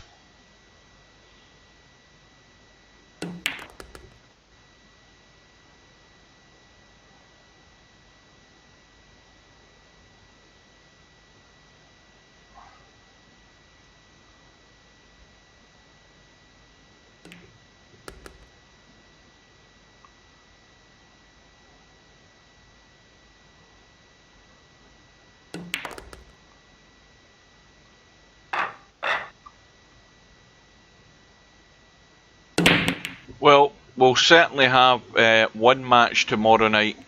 There's 2 matches on in the schedule for the Virtual 9-Ball World Championships. They're going to cross over one another. I think one starts at 7 PM GMT and one starts at 7:30.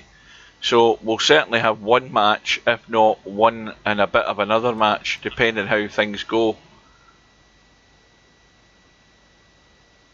And all the matches that I do get to stream, they'll all be archived on YouTube. So if you miss them, whatever ones I get, you'll manage to catch up with them on YouTube. Potman should be home and dry. 6 rack gap.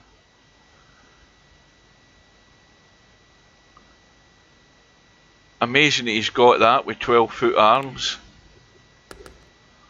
So Larry has been given a lifeline there, the scratch by Stubb.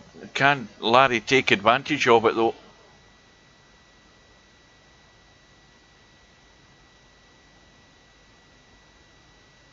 Well, if Larry's in any state in a similar state to the way I am, which is like semi-conscious, looking at the screen with one eye, while the left-hand side of my body falls asleep, the answer is probably no, but it's the middle of the afternoon for Larry, so he's got no excuse.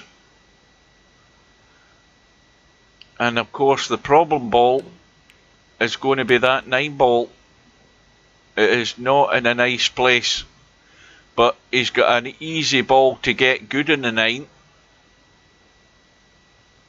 provided he can get to it from the 7. He's got to get on that 8 in such a way that it's easy to drop onto the 9. And, well, he's not making his life any easier. He's tight in the rail. All he can do is run the 7 in, run off the rail and come back out. And try and get to about here. If he got to where the donut is, it'd be perfect. He's still okay, but he's going to have to run forward off that rail and come up this way. You just got to let it run.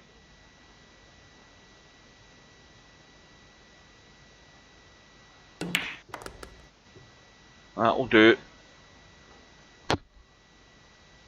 So it's 1 back for Larry from the scratch by Stubb.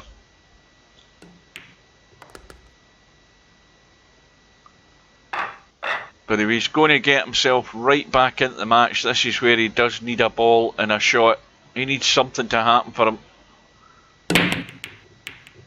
Well, he's got the first part, couple of balls in. The 1 and the 4 have gone, and he's not got really a very inviting shot in the 2.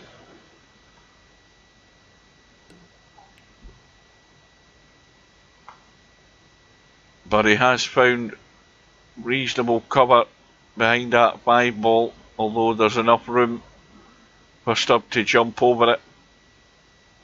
And that looks like what he's going to do. He might even be fancying the cut down the rail.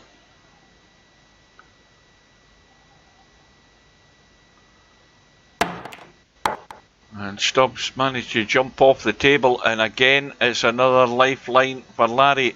2 in a row by Stubb. The scratch in the last rack and jumping off the table in this rack. And is Larry going to take the advantage for the second time to steal another rack back?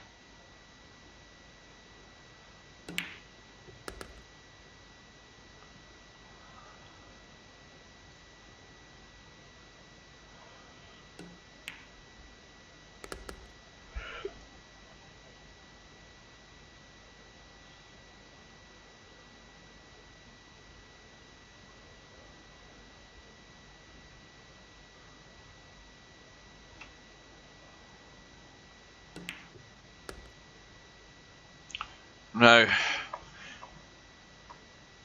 I think the safest route is to go forward. If he's going to draw off this, he needs to get a good line on it, and that is not bad. I think if he wants to, he could probably stun this over to the right to take that 8 ball into this middle. but it looks as if he's drawn back for the same pocket. And he can do the same here for the 9. Just draw off the 8 for the same pocket.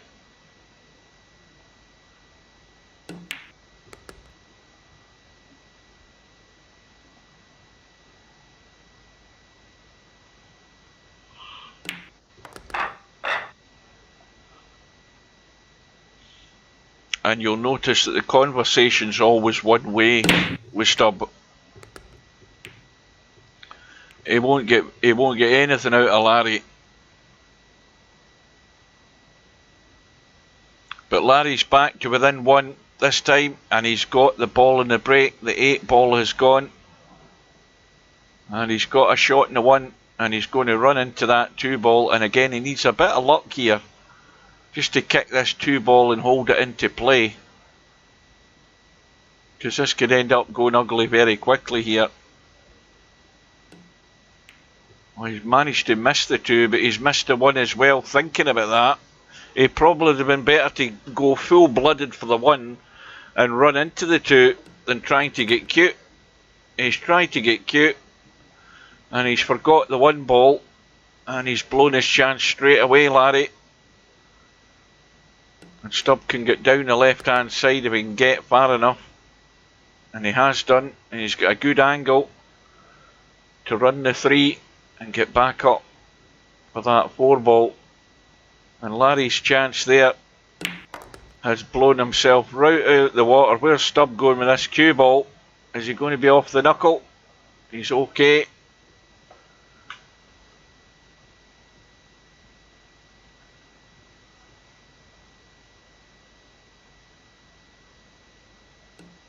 I think Stubbs had a quick look at the 6 ball to see that it passes the 9.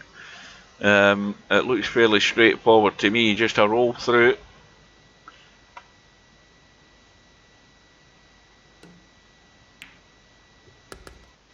Well, I don't know whether he's played that the way he wanted it, but he's certainly running it into the far corner now rather than the middle.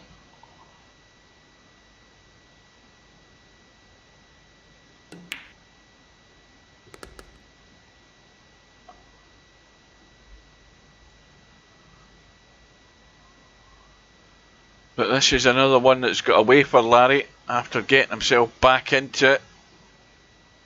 He's letting it drift away at the wrong time, because this 8, oh sorry, this 7 and this 9 ball, well, he could have ended up better than this on it. This is no gimme.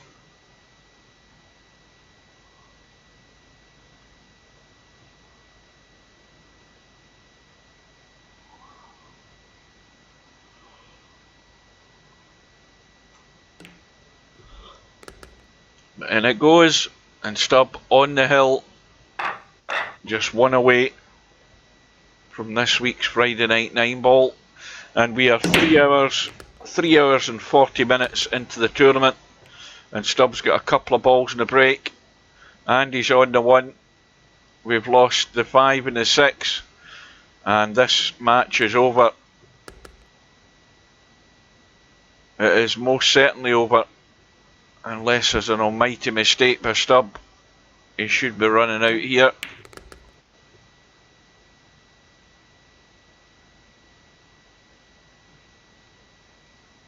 Well, it's going to have to be a long 4 ball.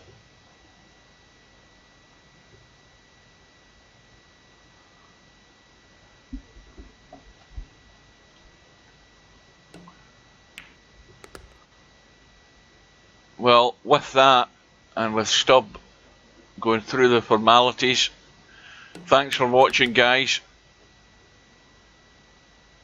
Thanks for your company if you've been with us all night, but I am bailing out of here ASAP.